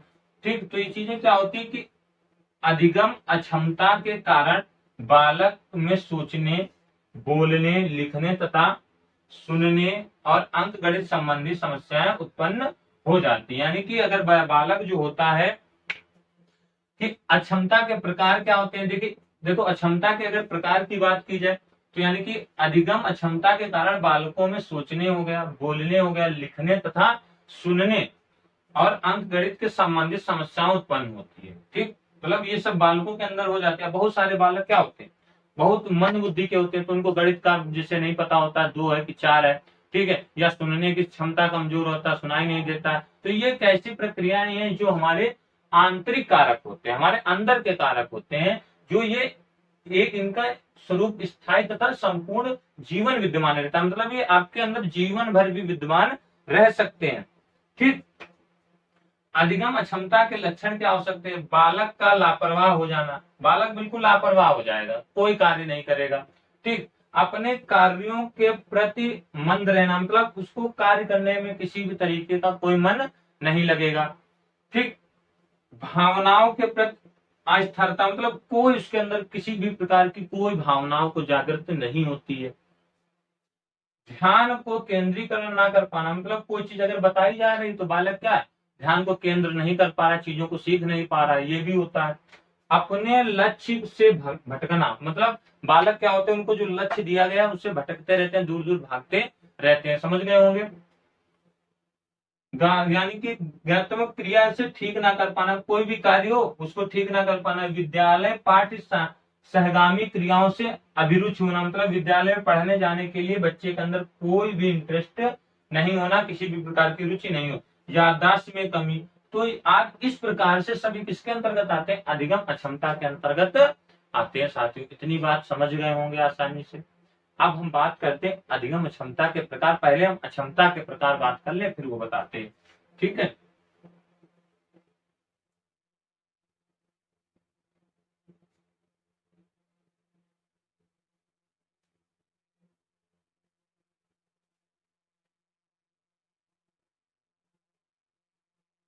देखिए, अगर देखा जाए तो अक्षमता के प्रकार, अक्षमता के प्रकार, तो अक्षमता के प्रकार में जो आता है दृष्टि अक्षमता, बच्चों को दिखाई नहीं देता है, मतलब दृष्टि की क्षमता हो जाती है। श्रवण अक्षमता, ठीक है, नोट कर लेना। और ये क्या हो जाएगा? मानसिक अक्षमता। और आपका क्या हो जाएगा? गामक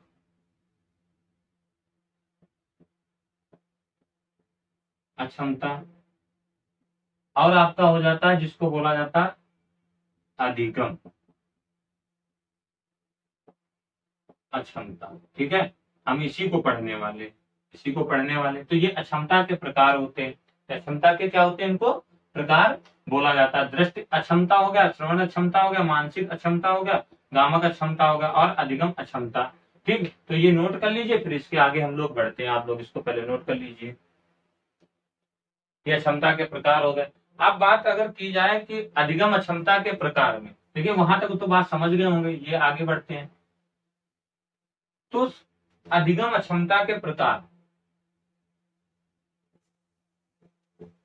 अधिगम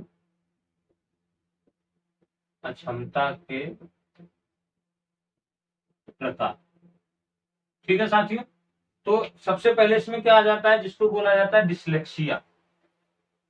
क्या बोला जाता है? अब देखो, कठिन वर्ड हो जाते हैं थोड़े।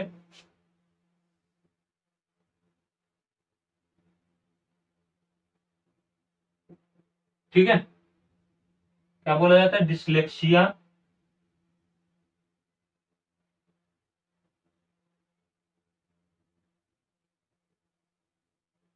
डिसलेक्सिया में क्या होता है कि ये डिसलेक्सिया एक व्यापक शब्द है।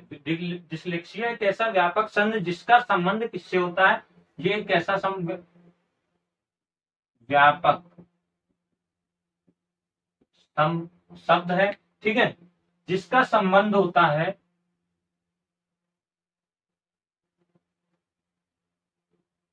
पठन विकार से होता है। किससे होता है?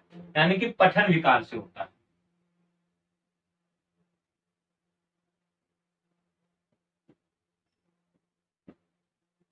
समझ गए इतनी बात? अब अच्छा, डिसलेक्सिया का मतलब क्या होता है? एक व्यापक शब्द है जिसका संबंध किससे होता है। ये चीज समझ लेना कि अगर बच्चे को पढ़ने की अक्षमता हो जाती है, पढ़ने की अक्षमता हो जाती है, तो इसमें क्या हो सकता है? पढ़ने में कठिनाई होती है। इसमें यानी कि पढ़ाई में क्या हो जाता है? कठिनाई होना। ठीक, तो ये डिसलेक्सिया के अंतर्गत आता है। डिसलेक्सिया यानी कि ये चीज याद रखना, जहां पर डिसलेक्सिया आ जाए, ला वर्ड हो रहा हो, तो वहां पर क्या हो जाएगा? पठन विकार होता है, यानी कि पढ़ने में कठिनाई हो जाना। अब जैसे पढ़ने में कठिनाई क्या है? मान लो अब आ दे रहा है तो उसको क्या पढ़ रहा है? का पढ़ रहा है। या ई को क्या पढ़ रहा है? का पढ़ रहा है। ठीक है, ई को क्या पढ़ रहा है? का के विभेद नहीं कर पाता। मतलब ये इनमें क्या हो जाना कि छोटा है कि का कबूतर है, ई है कि है, इनमें क्या नहीं कर पाता? ये विभेद नहीं कर पाते। ठीक है, तो ये किसके अंतर्गत आ जाता है? आपका डिसलेक्सिया के अंतर्गत आ जाता है, जिसको क्या बोलते हैं? पठन विकार से होता है। समझ गए साथियों? इतनी बात समझ गए होंगे।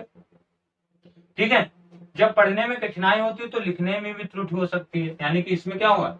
अगर जब पढ़ेगा, पढ़ने में कठिनाई, तो लिखने में क्या हो जाएगी, त्रुटि हो जाएगी। ठीक, समझ गए इतनी बात। तो डिसलेक्सिया किससे संबंधित हो गया, आपका पठन विकार से हो गया। नंबर 2 आप आगे देखते हैं। नंबर 2 की अगर बात की जाए, नंबर 2 पर हो जाता है अफ्रेक्सिया। क्या बोला जाता है, अफ्रेक्सिया।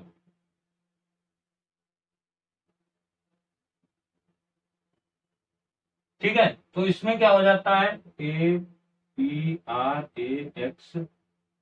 XAX।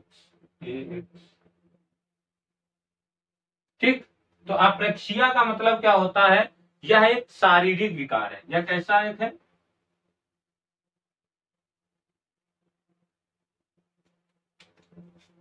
यह एक ऐसा शारीरिक विकार है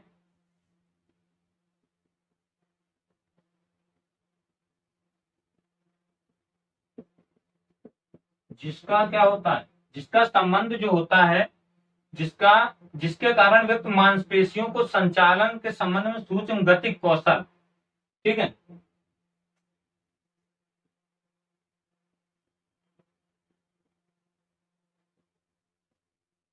गतिक कौशल, कैसे कौशल, सूक्ष्म,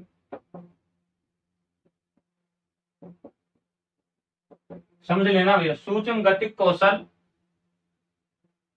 सूक्ष्म गतिक कौशल जैसे लिखने लिखने, अब अगर देखा जाए तो क्या हो जाएगा, लिखने, टहलने, ठीक है, लिखने हो गया, टहलने हो गया, चलने हो गया, और बोलने से संबंधित है। तो एप्रेक्सिया का मतलब क्या होता है, इन सबसे शारीरिक विकास में, शारीरिक यानी कि यह एक ऐसा शारीरिक विकार है जिसके कारण व्यक्ति मांसपेशियों में संचालन के संबंध में सूक्ष्म गतिक कौशल, यानी कि यह जो होता है, यह किसके कारण होता है, मस्तिष्क के सेरेब्रम, सेरेब्रम के कारण होता है। मतलब कि मस्तिष्क के सेरेब्रम में क्षति के कारण होता है। यानी कि जो सेरेब्रम होता है वो कैसी हो जाती है, क्षति हो जाती है। ठीक है, यानी कि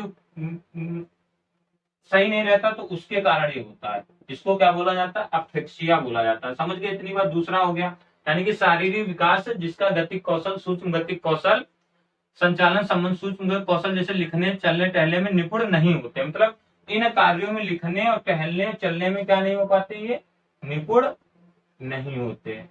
ठीक, समझ गए होंगे, नोट कर लेना। आगे बढ़ते हैं, 2 हो गए, फटाफट देख लीजिए। आगे अगर बात करें तो तीसरा जो आपका हो जाएगा डिस्फ्रेक्सिया हो जाएगा। क्या हो जाएगा,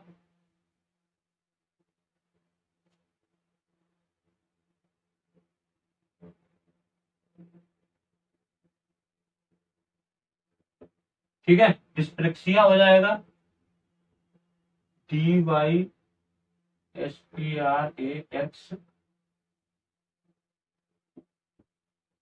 तो इसको अगर देखोगे, डिस्प्रेक्सिया में क्या हो जाएगा, ये अप्रक्रिया का प्रकार है। आप ये मतलब जो हमने पहले वाला बताया किसका प्रकार है, अफ्रेक्सिया का।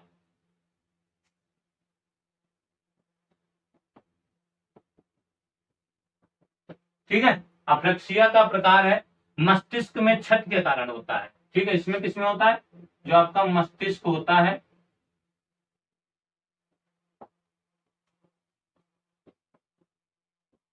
कारण होता है। इसमें क्या हो जाता है, मस्तिष्क के क्षति के कारण होता है। हाथ एवं आंखों के बीच यानी कि संतुलन स्थापित नहीं हो पाता है। किसके, हाथ और आंखों के बीच, हाथ और आंखों के बीच समन्वय, संतुलन स्थापित नहीं होता है। ठीक है, समझ गए। तो ये आपके हो गए, यानी कि हाथ और आंखों के संतुलन को स्थापित नहीं हो पाता। डिस्प्रेक्सिया तंत्रिका तंत्र संबंधी विकार है। मतलब ये जो है आपका, ये कैसा है, तंत्रिका तंत्र संबंधी विकार है। समझ गए? अगर आपसे पूछा जाए डिस्पेप्सिया क्या है तो किससे संबंधित है? तंत्रिका तंत्र से संबंधित विकार है। ठीक है, आगे आगे आपका चौथा है जिसको बोला जाता है, इसको क्या बोला जाता है? अफेसिया।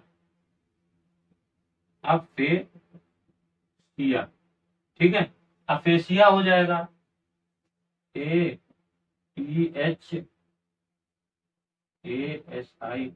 अफेसिया। तो अफेसिया में क्या होता है? ये भाषा एवं संप्रेषण अधिगम अक्षमता, यानी कि इसकी बात करेंगे तो ये कैसा हो जाएगा? भाषा संप्रेषण, यानी कि भाषा और संप्रेषण अधिगम अक्षमता, भाषा संप्रेषण अधिगम अक्षमता। ठीक है, तो ये इसके कारण होता है अफेक्सिया, यानी कि भाषा संप्रेषण की, भाषा को कैसे आप पहचाने तो उनसे रिलेटेड हो जाएगा। इतनी बात समझ गए? भाषा अधिगम अक्षमता, मौखिक रूप से सीखने एवं विचारों को अभिव्यक्त करने की समस्या, यानी कि इसमें क्या हो जाता है? कोई भी मौखिक रूप से सीखने एवं विचारों को व्यक्त करने, मौखिक रूप से सीखने एवं विचारों को अभिव्यक्त करने की समस्या, अभिव्यक्त करने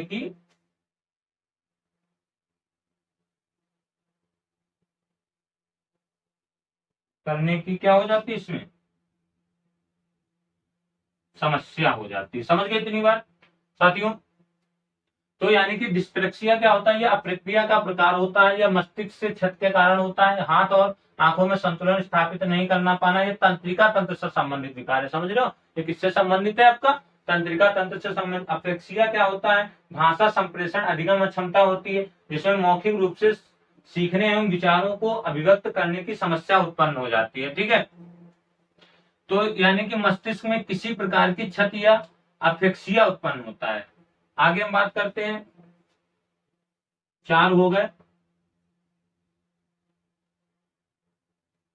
4 के बाद देखिए 5वां, तो अधिगम अक्षमता में जो बताया, अब आ जाता है डिस्फेक्सिया यानी डिस्फेजिया। तो डिस्फेजिया में क्या होता है बेटा? कि मस्तिष्क में क्षति के कारण, यानी कि जो मस्तिष्क होता है बच्चों का, यानी कि किसी का भी हो, मतलब बच्चे क्या होते हैं, मस्तिष्क में क्षति के कारण बातचीत में आंशिक या पूर्ण अक्षमता हो जाती है। ठीक है, बच्चे मतलब बातचीत करेंगे तो वो सही ढंग से बातचीत नहीं कर पाए। आप जैसे आपने सबने देखा होगा, कुछ कुछ बच्चे ऐसे होते हैं जो इससे ग्रसित हो जाते हैं। ठीक है, तो क्या हो जाते हैं, इनको समझ नहीं पाते हैं, जिससे डिस्फेजिया बोला जाता है। क्या बोला जाता है? डिस्फेजिया। आप लोग इंग्लिश में ज्यादा ध्यान रखिएगा। तो मस्तिष्क में क्षति के कारण बातचीत में मानसिक या पूर्णता अक्षमता हो जाना। ठीक है, थोड़ी पे डाल ले। आगे बात करते हैं, अगर देखिए इंपॉर्टेंट आपका 3 है। ठीक है, आपके कौन कौन से 3 इंपॉर्टेंट है? जैसे हमने डिसलेक्सिया बताया था पहला वाला, और इंपॉर्टेंट आपका ये हो गया डिस्ग्राफिया। ठीक है, डिस्ग्राफिया में क्या होता है यही पूछा जाता है। देखिए डिस्ग्राफिया और डिसलेक्सिया, डिस्ग्राफिया और डिसलेक्सिया में क्या हो जाता है?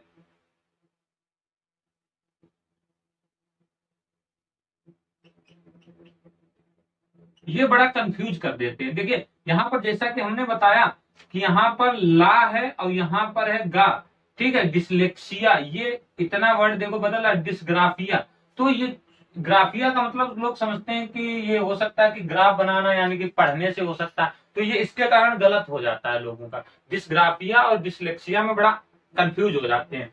ठीक है, तो इतना ध्यान रखना कि डिसलेक्सिया किससे है? आपका पठन से। किससे? पठन से है। ठीक है, पठन विकार यानी कि पढ़ने की क्षमता। ठीक, पढ़ने की क्षमता। और डिस्ग्राफिया का मतलब क्या होता है? लिखने संबंधी अक्षमता, यानी कि बच्चा जो होता है, यानी कि कोई लिखने संबंधित अक्षमता हो जाती है, वो सही ढंग से लिख नहीं पाता है, यानी हाथ हथेली या अंगुलियों की संबंधी गड़बड़ियां ठीक से लिख नहीं पाना। मतलब कि हाथ और हथेली के बीच, आप मान लो पेन कैसे पकड़ना, पकड़ा तो ऐसे जाता है, बच्चे को पता ही नहीं है सही ढंग से, तो वो किसी भी प्रकार से पेन को ऐसे ऐसे थोड़ी ना लिखा जा सकता है। ठीक है, तो ये चीजें ध्यान कर लेना डिसलेक्सिया और डिस्ग्राफिया में।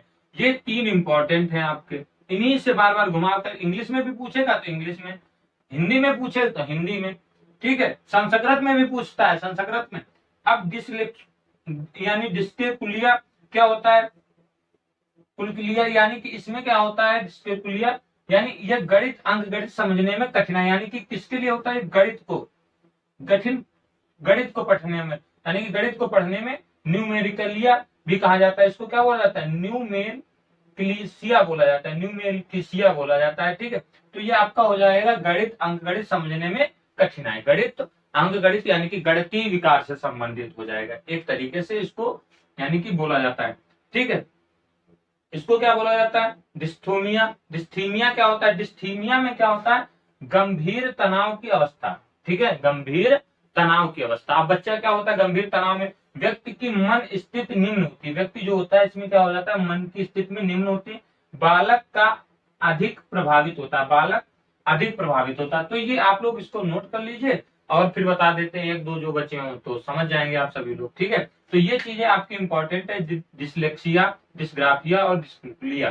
ठीक है, ये तीनों आपके इंपॉर्टेंट है, इनको जरूर ध्यान कर लेना। ये आपका हो जाएगा गणित, यानी कि गणित से रिलेटेड, ये आपका लिखने से हो जाएगा और ये आपका पठन से हो जाएगा। डिस्फेजिया का मस्तिष्क में क्षत के कारण बातचीत में आंशिक रूप से पूर्णता है, मतलब ये इनसे पूछा जाता ही जाता है। ठीक है,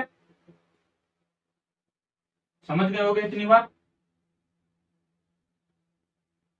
तो अब देखते हैं, अगर आगे देखा जाए तो आपका एक और बच जाता है जिसको बोलते हैं अलेक्सिया।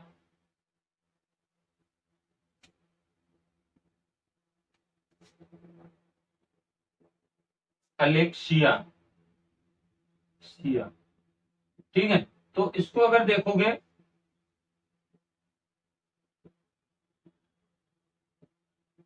तो इसमें क्या हो जाता है, मस्तिष्क में क्षति के कारण पढ़ने में अक्षमता हो जाती है। इसमें भी मस्तिष्क यानी कि आपका जो मस्तिष्क होता है बेटा, ठीक है,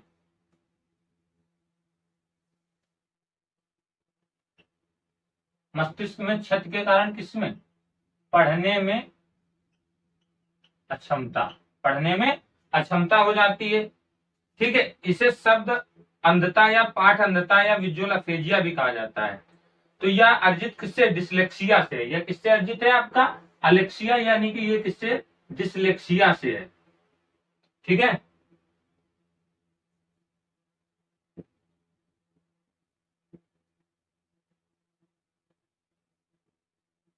तो ये आपका इससे अर्जित है, डिसलेक्सिया से अर्जित है। ठीक, समझ गए इतनी बात। तो इसमें क्या होता है, अलेक्सिया के कारण अफेजिया या डिस्ग्राफिया जैसी अधिगम अक्षमता होना संभव है, ठीक, संभव हो जाता है। तो ये आपके इंपॉर्टेंट नहीं होते हैं। ठीक है, एक और शायद बचा है आपका, वो भी बताता हूं आप सभी को, जिसको बोला जाता है डिस्मोर्फिया, डिस्मोर्फिया। ठीक है, डिस्मोर्फिया, इसमें क्या हो जाता है, भ्रम हो जाता है। इसमें क्या हो जाता है, भ्रम हो जाता है। ठीक है, चीजें क्या कर देता है, ये भ्रमित कर देना होता है। तो शरीर के कुछ अंग बहुत छोटे या अपूर्ण हो जाते हैं। अब बहुत लोगों को क्या लगता है कि हमारे यहाँ ये छोटा हो गया, कान छोटा हो गया, ये बड़ा है कान, तो ये क्या होना कि शरीर में यानी कि भ्रम उत्पन्न कर देना हो जाता है, जिसको बोला जाता है डिस्मोर्फिया।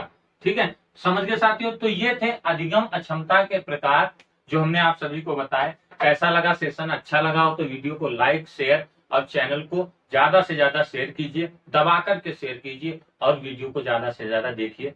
धन्यवाद के साथ में, तब तक के लिए जय हिंद, जय भारत। पढ़ते रहिए साथियों और मुस्कुराते रहिए और अपना प्यार इसी तरीके से हमारे साथ बनाए जरूर रखिएगा। जय हिंद, जय भारत।